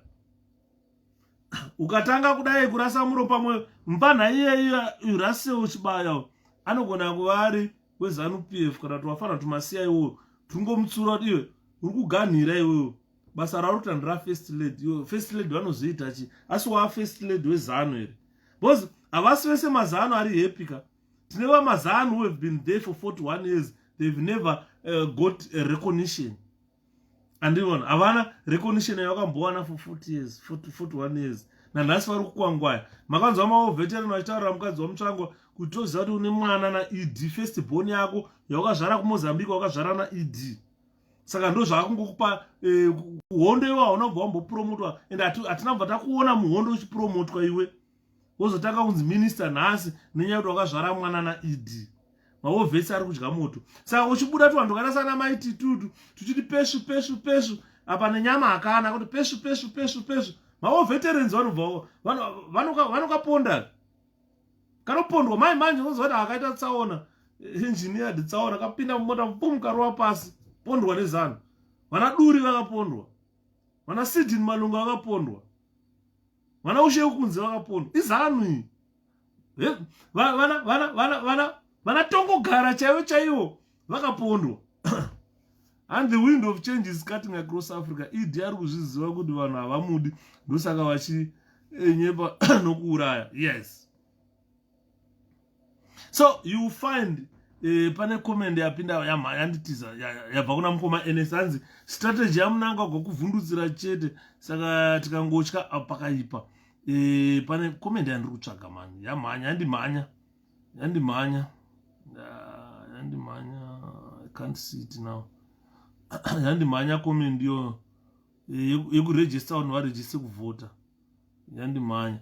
Saka you see what I'm saying kuti ZANU-PF usapeshuka uchifunga kuti ndiwe chamahwinya. Ndaiseka kamupana akamoti passion java akaika kafake prophet ka ndikati baba hamuna chamuri kuita chinoshamisa muzanu.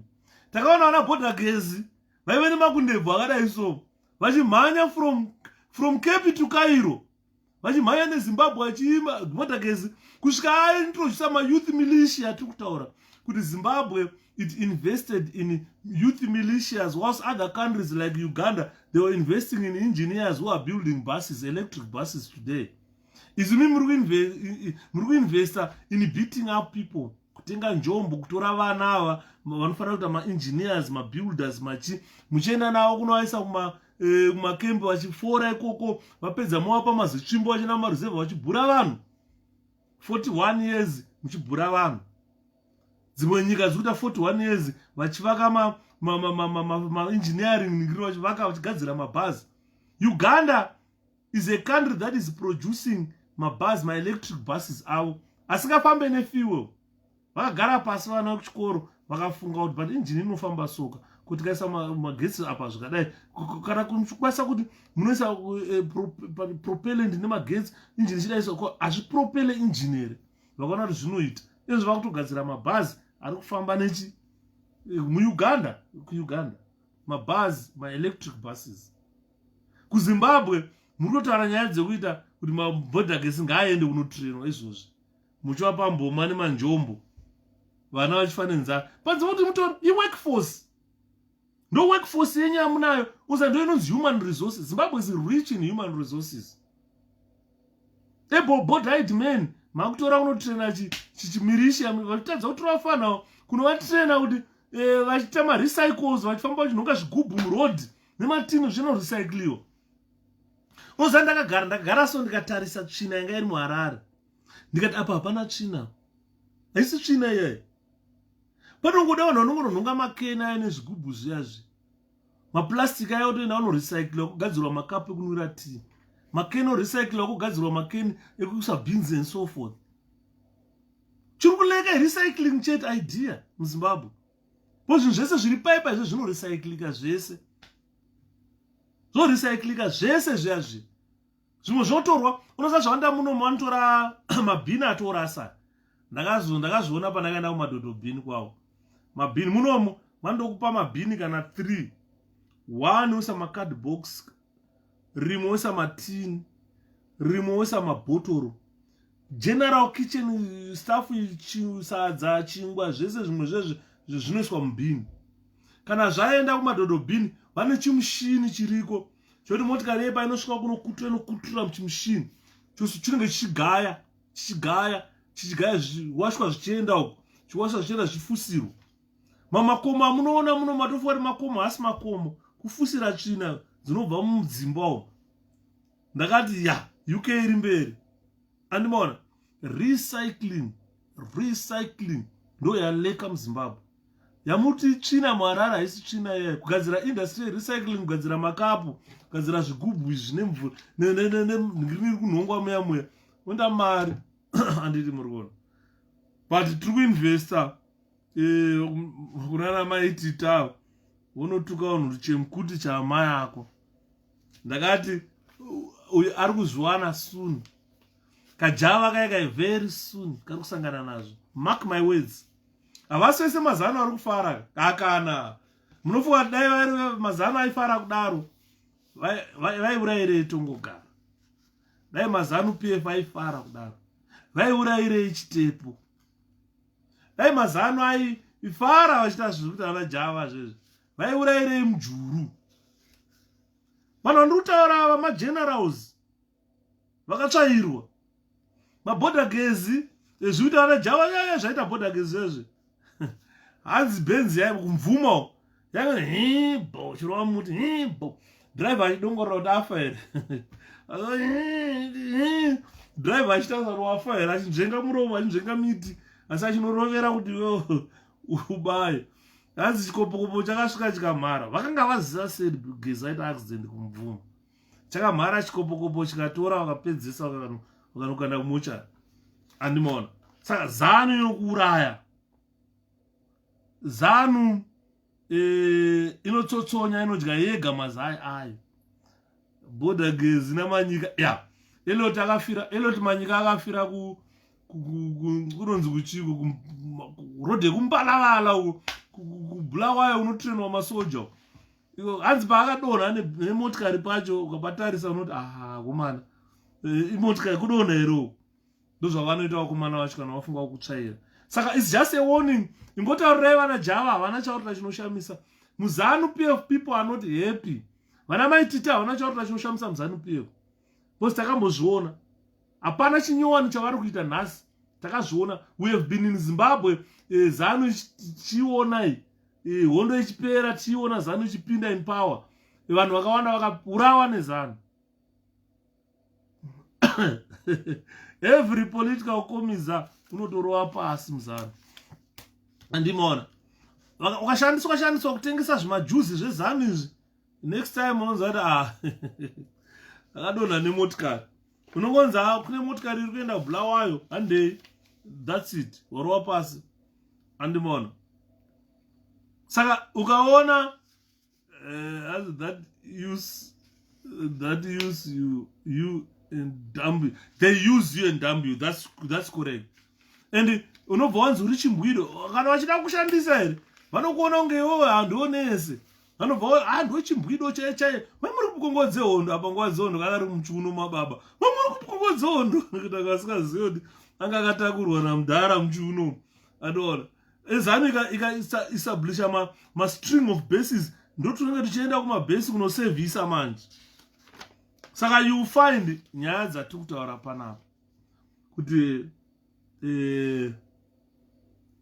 mudhara Bobo handiri vakamushandisa. Ukada kuona very good example yeZANU PF. Munhu akada saMugabe wewe akabva mudhara aitaura zvakanaka but musi wakabviswa anga kutaura chicheche. Akaita 2-3 hours akagara paipa achikumbira kunoweta uchimurambira. Mudhara achiti ndinoenda kutoilet kunodhota wakomana zvikanzi dhota ipapo sign up. Chichiramba chidhara chiya. Ndoda kunoweta kani zvikanzi weta ipapo. Iwe uzoti pesu kuZANU. Unonyepa iwe. Unonyepa. Tiri kukuonai manje maisa ndebvu mudenga. Muri kuisa ndebvu mudenga manje. Kajava kanenge kaisa ndebvu mudenga. Andibona. Kubva kanosangana naMwari wakanonyepera kuti Mwari anditi tsotsonyama chiodya mazai papo station. Unanga gwa zvidhotera. Ndo mataurira akati tumwe twakarara patiri kudhota. Kudenga hakuna kudhota. Unoisa ndebvu mudenga manje. Andimona. So my major concerns ladies and gentlemen, about registering to vote.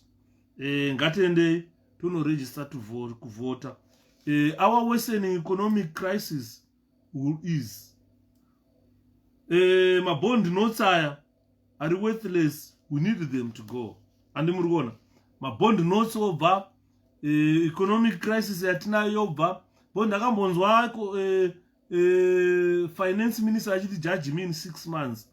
Now and if I 6 months mangan 6 into how many years now? I'm tooling finance minister 4 years, 5 years now. Yeah, 5 years times 2, 10 by 10 ma 6 months are ripo 10 ma 6 months that atada kumjaja now. When I recognize wakati in 2 years time the economy of Zimbabwe will be running. It's almost 5 years now. The economy is worsening. And everyone saka wana mtuli mwe wana Eric Knight chimbotimirai mbichana na nhasi vanhu vari kutambura nemabond notes macivil servants haasi kubhadhara vari kunzi hanzi taakubhadhara nekuya kwako kubasa. That means hakusina basic salary. Ukaona government yakushaya salary to pay civil servants, no more basic salary kuZimbabwe. Saka chachaya wakomana ndopanaitaura ngati imi 2023 tokonotadza kusvika. Andi murikuona because government haisina mari yekubhadhara vashandi. Vakutaura kuti tiri kubhadhara kana uchinge wauya kubasa. Taiziva kuti mushandi anopuwa basic salary whether you go there or not. Salary yako inenge iripo. Kana kuenda kubasa 2 minutes salary yako yakakwana inouya. Saka hanzi hakusina izvozvo. Andi murikuona economy yedu isusu our economy it is facing a persistent headwind. Urikuona economy iringodai economy ichienda, things not looking any good, future not looking any bright for maZimbabweans. Namo ndo yatasangana nayo. Andimaona everything, our lives have been demolished by ZANU-PF. Saka tripanguwa yakaipa varume, tripanguwa yakaipa zvokuti mukarega kufunga apa there might be rebellion in our country, you never know. Saka manzi achitaura kuti mudhara arongoti ndibaye chakubaya uchida usingade, mudhara arongona kubayiwa achida asingade futi. Andima hanzi yes shebi vaudze kuti havasati watanga havasati. Andimurona. So we have got our political party MDC alliance. I think for the purpose of elections, we are MDC alliance, we will remain MDC alliance. But for the purpose of election, tikashandisa 𝗏𝐶 tavatsvaira kuseni. Zatu zvainoita haibviswe nema-elections mukoma. What are we doing differently this time? We've been winning, but the problem yedu one military judiciary. Mukoma takura tatichiwina, but kuwina kwatakatichiita tatisina access to my results. Ekuti tawina tuza tawina election, but atisina access to server, atina access nema results. Saka what we are doing different this time is to make sure everybody is registered to vote. Panono vote kwa panoverengwa ma results, apana polling station ichasara isina munhu. Hanzi last 2018 election tavene 2000 polling stations dzakadzisina ma election agents. Saka we blame ourselves. We could have funded the party, send the polling agents there, get our results, tally them, send ZANU-PF packing. Se zvakaita kuZambia. Animawana kuZambia kuti kwaiuya ma-marked ballots vanhu vakatemwa vakafa kuZambia. Why can't we do the same to guard against rigging? And ma results overengwa pano vanhu vobvumirana posainirano. Ma pictures ototorwa kuti tabvumirana tasainirana izvi. Ndo zvinoenda kuzeki izvozvo. Then we guard our ballot boxes. Chete. But 2018 paper, but 2008 ndaratsvangirai vakawina. But vakateerera vanhu vakaita sana komichi, vana monzorava vachiteerera ma implants eCIO kuti mudhara muruda kuurayiwa. Ndaratsvangirai fana ngobva kuStrat Haven unogara somewhere else. Ma results vanopera takawina ne73% 2008. But hatisina munhu anoti varume ndawina ndaakutopinda muState House. Ndara anga atiza atoebutswa atoudzwa kuti nhasi chauri kuurayiwa. handidi muona. Saka ndozvimwe zvatakuta guard against. Hatitoda leader anozotiza chete. Saka ndo nyaya kuti we can do differently. Nema elections ZANU-PF inoenda. Zviri smart inobaya. Zviri smart as long as tikatamba tsoro dzedu zviri right ZANU yaenda. Handidi muona. Saka hapana chekutya mwana wamai. Tsoro ngatizitambe zvakanaka. 2000 polling stations dzadzisina ma election agents. And hapana kana vanhu vakambotaura kuti varume kunoku zvinhu zvamira so toda hell. Vanhu vacho vairana ma election ndo ana Monzora. Otherwise they created a situation iyoyo kuti ZANU-PF irige. This is why you see they are now being rewarded. They are now being rewarded. Because ukadautasa zvakaita nge Goromonzi this time tunoitora. Last time ukatasa ma results e2 candidates the MDC alliance vanga vakadya ZANU-PF candidate by far, but Mutodi akapuwa constituents nenyaya yestupidity wana 𝗥𝗶𝗰𝗵𝗵 na Monzora.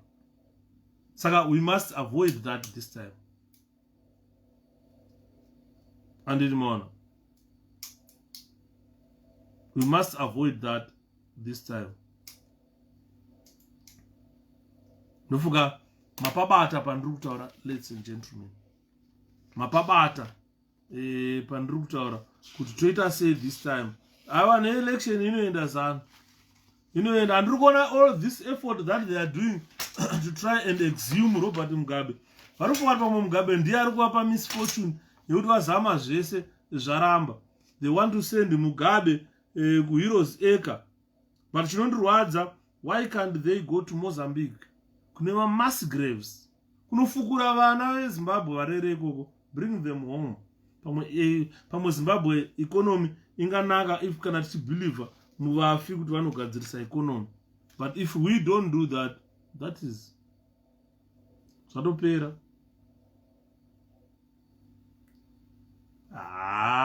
Shapiro. Saka guys, chiregai ndipedze. This is 10 past 1. Naida just wait 30 minutes, but that's more than 30 minutes. Nyaya ndataura mainzwi akawana mukoma Jimmy. Takura. This is my last presentation on Facebook. I am no longer going to do my live on Facebook. Live streaming on Facebook. I am going to use the guy in 𝗥𝗶𝗵𝗯𝗲. I am going to YouTube to do live streams ne YouTube. Saka vanhu vanenge vachida kuzoteerera taakuita ma live ku YouTube. Ngoma diva ndiri kuona muripo. Zviri sei ngomo. Saka ndakuita ma live ku YouTube. I am not going to do my live pa Facebook. Because ndiri kuvharwa. Every time I'm blocked. Alright mda. Ndamboenda ku YouTube ndikaita live. Saka andichaiti ma live pa Facebook. Ndakuita ma live ku YouTube. Saka munongoenda ku YouTube channel pakanzi Shepherd Yuda you subscribe. So I'm expecting one vari pa account pane almost 16,000. Ndivakaenda vakano subscribe. Iwari 16,000. Then tinge tine audience yakakwana. Yoti tikangoenda moseta ma notifications enyu kuti tikangosvika paya munobva mato notify kuti chabvondoka chatsva. Handiri muona comrade chatsva. Shapiro. Saka ndochi issue iripo, ladies and gentlemen. Nyaya ndiyo live on Facebook tapedza nezvayo nhasi because account yangu is restricted. I cannot even put topic per presentation because I'm not allowed to type anything. I'm blocked. I'm limited to do anything on Facebook. Saka taakubva pa Facebook my live streaming taakuenda ku YouTube. Please remind other people because first ndanzwa nema messages ku inbox. Mdara marova, mdara muri kupi. Saka people they don't know that I've been blocked. Saka ndakuzita live pana. I've been blocked. This account is limited. I can only go live on Facebook pana, but I can't put even topic to discuss nezvechi. I can't even comment kana munhu akakomenda. I can't because it's limited. The other account it is blocked. I can't even go live on Facebook. Saka muri kuona kuti Facebook is friendly. haisi friendly. Saka takuenda ku YouTube channel 𝗟𝗲𝗿. Just subscribe there, and then my live kutanga mangwana 8 UK time, 8 p.m. UK time, we'll be doing live on Facebook from YouTube, no longer Facebook. Facebook, nena ngosinyora ma articles, nengosa ma funny pictures as before. Just explain again how people reach the YouTube account general. Thank you, 𝗥𝗶𝗰𝗵𝗲𝘀. So what you do is, if you go on YouTube, just type 𝗟𝗲𝗿, you see my picture on there. Then if you click on my picture, below it, it's written subscribe. Just click that subscribe. That is done. So how to reach there?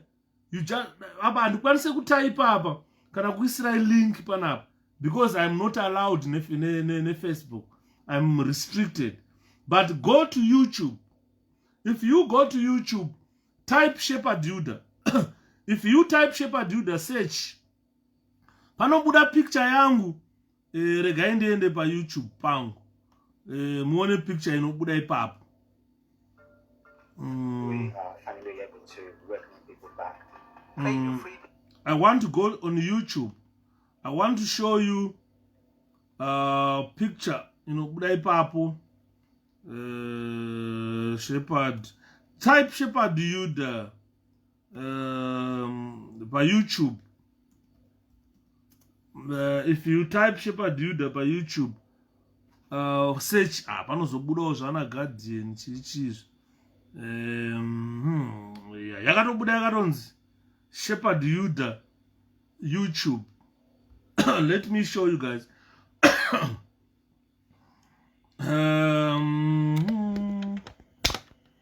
Usa unoziva kusasimba kwangu ndochka. Right, no picture inobuda iyi. If you go on YouTube, then type kana tunongoenda pa Google. Let me show people. If you go pa Google, if you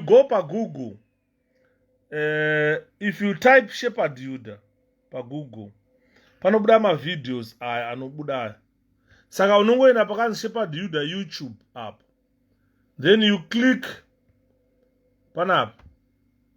If you click there, it will take you to my YouTube channel. Inini iri kunditora behind my YouTube channel. Saka you can go and subscribe. You can tell it's about already 6 already it has got 6,700 subscribers. Saka picture inobuda ipapo. This is the picture that you see. No picture yangu inobuda ipapo. Saka if you see this picture, wotoziva kuti ndatowepo, then you subscribe ipapo. Video yandaita pa YouTube presentation. This is nice, I'm telling you. Ndo ndaita nasi. Which we claim they were taken by social service, abused, this and that. You saw them, very happy family. I've got a family. But let me go into business, ladies and gentlemen, without wasting your time. I am talking about appointment of MDC people into strategic positions by ZANU-PF. I've got a different view from people who are saying, I've got a totally different view on that matter. Because, first of all, E.D. Mnangagwa worked with these people for quite some time. These people, they joined the politics and they saw Mnangagwa already in politics. So, they also saw Mnangagwa already in senior positions of the government. He had assumed various senior positions in the government. It was Minister of State, responsible for operations of Central Intelligence Organization. This is a nice presentation. Justice. And he held a a lot of ministries before. This was live himself on YouTube. Into the presidium as the president of Zimbabwe. Very good quality which picture. We all dispute, considering or concerning that the gentleman is not all that wise enough to assume the role he gave himself or rigged himself into as the president of Zimbabwe. So my Let's try to add the light up. I'm trying to add light, but light is a bit faint. Taking center stage. It's not the issue which my infiltrators. Now ZANU-PF has come to realize that the crop they used to go around with, claiming that this is minister of so and so, this is ambassador to such a country, and so forth.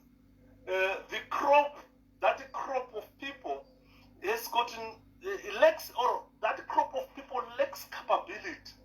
They cannot represent a country. This is why you see the government of national unity gave an insight into what MDC hold in regard to human resources. Human resources. Thank you. The only part. So this is YouTube live yandaita nas before I came to tell people that I am no longer going to do my live nechi ne Facebook. This is unlimited. Saga, let's all come to this YouTube channel. We subscribe. Jokatakuta my live ikoko 8 o'clock every day. Tengetakuta my live edu ipapapa. Saga, it's easy. If you can't access me quickly, you go on Google, you type 𝗔𝗂𝗿. Panambuda shinshakawanda. Pandakabuda aya ma film 𝗥𝗶𝗰𝗵𝗲𝗀. I always keep watching this. It's nerve-wracking, I'm telling you. I always watch it and wonder where I got Mugabe this has been accused of bravery. rigging elections for 18 years. Now finally, here's the evidence. There is no secret vote in Zimbabwe. These men are compelled to vote for Robert Mugabe under the personal supervision of one of his war veterans. 0, 1, Each vote is logged against their ID number. 1. It will be easy to know who didn't vote for ZANU-PF. They are also watched as they mark. Hey, marking on a devil. Hey, this was the most painful part in my life. Hey. There's nothing right in front of you when you cast your vote. They watch. So quite a lot of things that pops up if you just go the type 𝗔𝗂𝗿 on Google. A lot of videos there, the episodes, assassination of 𝗣𝗏𝗍𝗏. You know that sometimes ndombogara pasi zvepaipa nenda kati zi nechiterera some of these videos. Mune imwe information yekuti unoti ZANU-PF ikandibata vanokucheka mbichana vakakucheka nzeve vocheka rurimi vocheka kuzona ndofa. Zimbabwe News 𝗔𝗂𝗿 exposed ZANU-PF. Quite a lot of things comes in. 𝗔𝗂𝗿 speaks on prison scandal. Lavender update. 𝗔𝗂𝗿. Quite a lot of things that crops up if you go live on YouTube. Saka ndokwataka kuenda uku ku YouTube iyoyi. Kwataka kuita ma live on Facebook. I think I don't expect kuti ndichange ndakuswera ndichipi because mandanzwa nekupindura mamwe message anoyakawandisa saka handiswi kuignore guys. I apologize kana kune munhu ari kufila kunge ndiri kuignore ndaignore message yake. Mamwe acho ari kupinda kuspam ndozoona later. Mamwe acho anoenda kwanisa kupindura there and then ndonge ndapindura. Vandisina kupindura ndicharamba ndichistrive to answer all the questions that you have guys. Vanenge vane ma-questions, ma-personal questions, kune vamwe vane nhamba dzangu. Just send me an email, WhatsApp, anything you feel like kana ndisina kuona handina kuona because vamwe vanovaida maquick answers ipapo unozomuona after a month or so kuti munhu aitoda quick answer, and then I have to come and apologize, sorry ndandakabatikana nezvizvi nezvizvi. But the issue is, if we subscribe tese kuYouTube patoita malive tese tinenge tichiripo tichinzwa, hapana anosarira. Kuna vamwe vanozouya late hanzi ndozoona chachimunya pandine ndine question pakati akuuya kuinbox kuzondibvunza. Handisi kurambidza vanhu kuinbox, uyai mubvunze ndopindura. But ukaona usina kupindurwa, please usaora moyo. Ndenge ndakabatikana kana ndawandirwa nevolume kuti ndendiri kuWhatsApp, ndendiri chinonzi chimwe Telegram, ndenge ndiri kuFacebook, ndenge ndiri kuYouTube. Kwese I'll be answering my concerns evanhu. Saka ukaona usina kubatwa ipapo, please forgive me. Ndenge ndodzoka, I can still come back and look for those messages, still reply andimona. Saka for tonight 1:24 o'clock. Saka regai ndimbonopinda ndimbovata guys. Chekutanga musarara musina kunamata, nekuti mweya uri kufamba munyika muno mauna kunaka. Ndikuona vanhu vari kunde unoenda neChanganibeg, unoenda neChanganibeg. Kana zvanangana naShepherd zvakafanana nekufa. You cannot avoid it. Bate ipapo vanhu vakuona senge kudipotwa chinhu chinotukisa kana chinhu chinoita se people are making fun nema-deportations ari kuitwa. You can still be deported uchifunga kuti une mapepa munyika munomu. You can still be deported uchiti uri citizen wenyika inoi. Vakawanda vanhu vaitorerwa ma-citizenship vachibviswa. Ukaverenga passport yako ye-citizenship ye-UK inotokuudza kuti it's temporary. You are not born in this country. You are not a citizen of this country. Adopted citizen can be removed anytime. It can be recalled anytime or revoked anytime, and you can be removed from this country anytime. Kunyangwe vanogona kuendesa nyangwe usina mhosva yakapara, ngofeel out it's enough, you have been in this country enough, votokudzosera kuenda kuZimbabwe, you can go. Saka vanhu please, mukaona munhu adipotwa kana kuti atorwa, hachisi chinhu chekuti unosekerera kana kufarira kuti anhu azodipotwa, kana kuti vari kuita fani vanhu vari kuZimbabwe, auya neChanganibeg kuti kuZimbabwe vadye ndisu. Vazhinji vacho vasina mapepa acho vanenge vachishanda illegally, vachiwana tumari tokusenda kuZimbabwe. Panenge achishanda illegally, umwe munhu akamuona kuti unomutengesa kumuofisi kuti ninge ana mapepa asi ari kushanda. You understand what I mean? The type of people vatina vane mweya weZANU-PF wokuponda. Saka kana munhu yadipotwa unosekerera chii kuti ninge adipotwa aenda? Chanakidza chii? What's fun about? Paakauya kuUK, you never noticed him. Akudipotwa ndopa wakuda kusimudza musoro kuona, wakuda kuseka. It's a shame kuvanhu veZimbabwe. Saka nyaya yati kuti vanhu ndeyekuti don't ever think kuti you are secure or you are safe in this country. As long as usina kuberekerwa muno uri a foreigner, adopted citizenship can be revoked anytime. Tumapepa twamomhaya ndino tumapepa ndinondo mapepa togona kutorwa anytime. Unogona kubuda panapa ungoti arigani mhanye pasitoro apa, wobva watsika munhu munhu ofa. Motikari yako yotorwa yoendeswa kuMOT, inonzi motikari yakafoira MOT kakawanda, and ine MOT mudhosvo, unoenda kujeri. Waenda kujeri, that's it. Warwa pasi wadipotwa. Varungu muno mane tendency yekuti uchifamba ukangomuguma anoripotera kuti andibata garo, wobva watonzi indecent, watopinda pasexual register kumusha. Saka it's not a matter yekuti usafunga kuti munhu anopara mhosva achida. Kune of course vamwe vanopara vachida, but mhosva rinenge rufu inongouya pauri usingafungidziri. Isusu vana Yudha murona panapa takapomerwa mhosva dzakawanda, marepu, mamedha. Handina mhosva yandisina kupiwa. Handina. Usandikagara so ndaiseka nemukadzi wangu musuno. Achinditi but wewe ndikatidha zvikanzi Mwari vanokuda Shepherd. Ndikati chii? Zvikanzi namata. Ndiri kuZimbabwe ndakapomerwa mhosva. Mora mhosva yandakazokuvadzwa inini yandakarwa kubviswa mazina. 1, ndainzi ndoda kubvisa hurumende iri kutonga nechisimba. 2, ndainzi ndakabhomba Daily News Printing House muna 2001. Mhosva dzarasingatomboziva. Antomboziva kuti bhomba rogadzirwa sei. Antomboziva. Mandairohwa nemasiteni uchirohwa nemasiyaiwo nemasiyid. Kunzanzi ndiwo wakanobhomba Daily News Printing House. Yakabombwa naJonathan Moyo. Ndinonzi ndakabhomba ndini. Saka unoona kuti ndaipomerwa mhosva dzandisina kupara. Mhosva dzandisina kupara. Ndichiuya muno muUK takapomerwa wana medha, unzanzi wakaita medha, wakaita rape, wakaita chii. Amen, munhu anogona kufona kumapurisa kuti Shepherd akasiya auraya munhu kuZimbabwe. Ndakaseka. Ndakazimba imboitai mushe. Nai, imboitai mushe vanhu kuZimbabwe. Imboitai mushe. Unozati the more yamunondivenga, the more blessings I receive from God. I wish you knew, guys.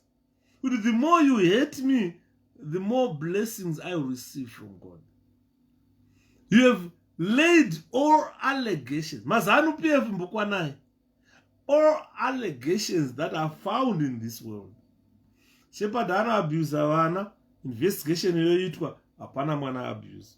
Shepherd akasiya akauraya munhu kuZimbabwe. Ndakazona nemapurisa zvikanzi kana wakasiya akauraya munhu kuZimbabwe Shepherd. Tinomirira Interpol. Ndio inozouya nemadhokets acho zoti ndo mhosva yakasiya apara iyi.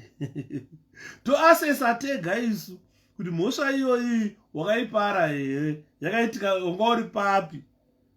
Andini kunoko vanoasesa, Interpol inoinvestigate. Saka urikuona zvakashaya basa zvaitaurwa nemakwana ezanu zva. Shepherd akasiya uraya munhu Zimbabwe. Ndikati ganjerai uraya munhu aimuwanepi. Ndobva hapo zvashaya basa. Shepherd akandirepa. Mapurisa vanoinvestigate. Zvashaya basa. Vamira manje mazano vakufona ana mabhurukwa. Unofona wangwara iwewe.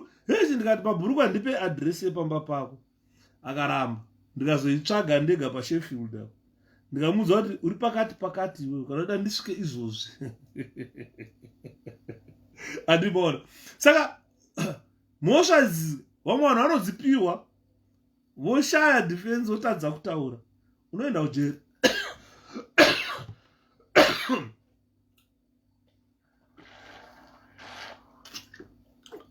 Shit. COVID. Unoenda kujeri. Andizvo. Unoenda kujeri. Unoenda kumusha. Ndechang'anira uri kuseka umwe wanhu iroro. Unotakura chang'ani rako rowa pasi. Chinorwadza zvese zvawakashanda unosiya. Una chaunotakura. Saka tisasekana. Ndingakaenda nechang'ani bag. Unoenda naro iwe. You are not special. Panofanira uri special stereo. Ndio unotanga kuenda uchisiya akaita mhosva. Ndapedza. Pane munhu wandiri kutsura. Saka ndadaro. Ndozati ari kutondinzwa munhu iyeye. Ari kutondinzwa munhu iyeye. Anotaura, vana chama wakazoenda, vana nhinga wakaenda. Ndatotsura zvakwana. The more they fight, the stronger we get. We ndi president akanga azviona. Definitely. Handiri maona. Saka ndataura ndiri kutaurira vanhu.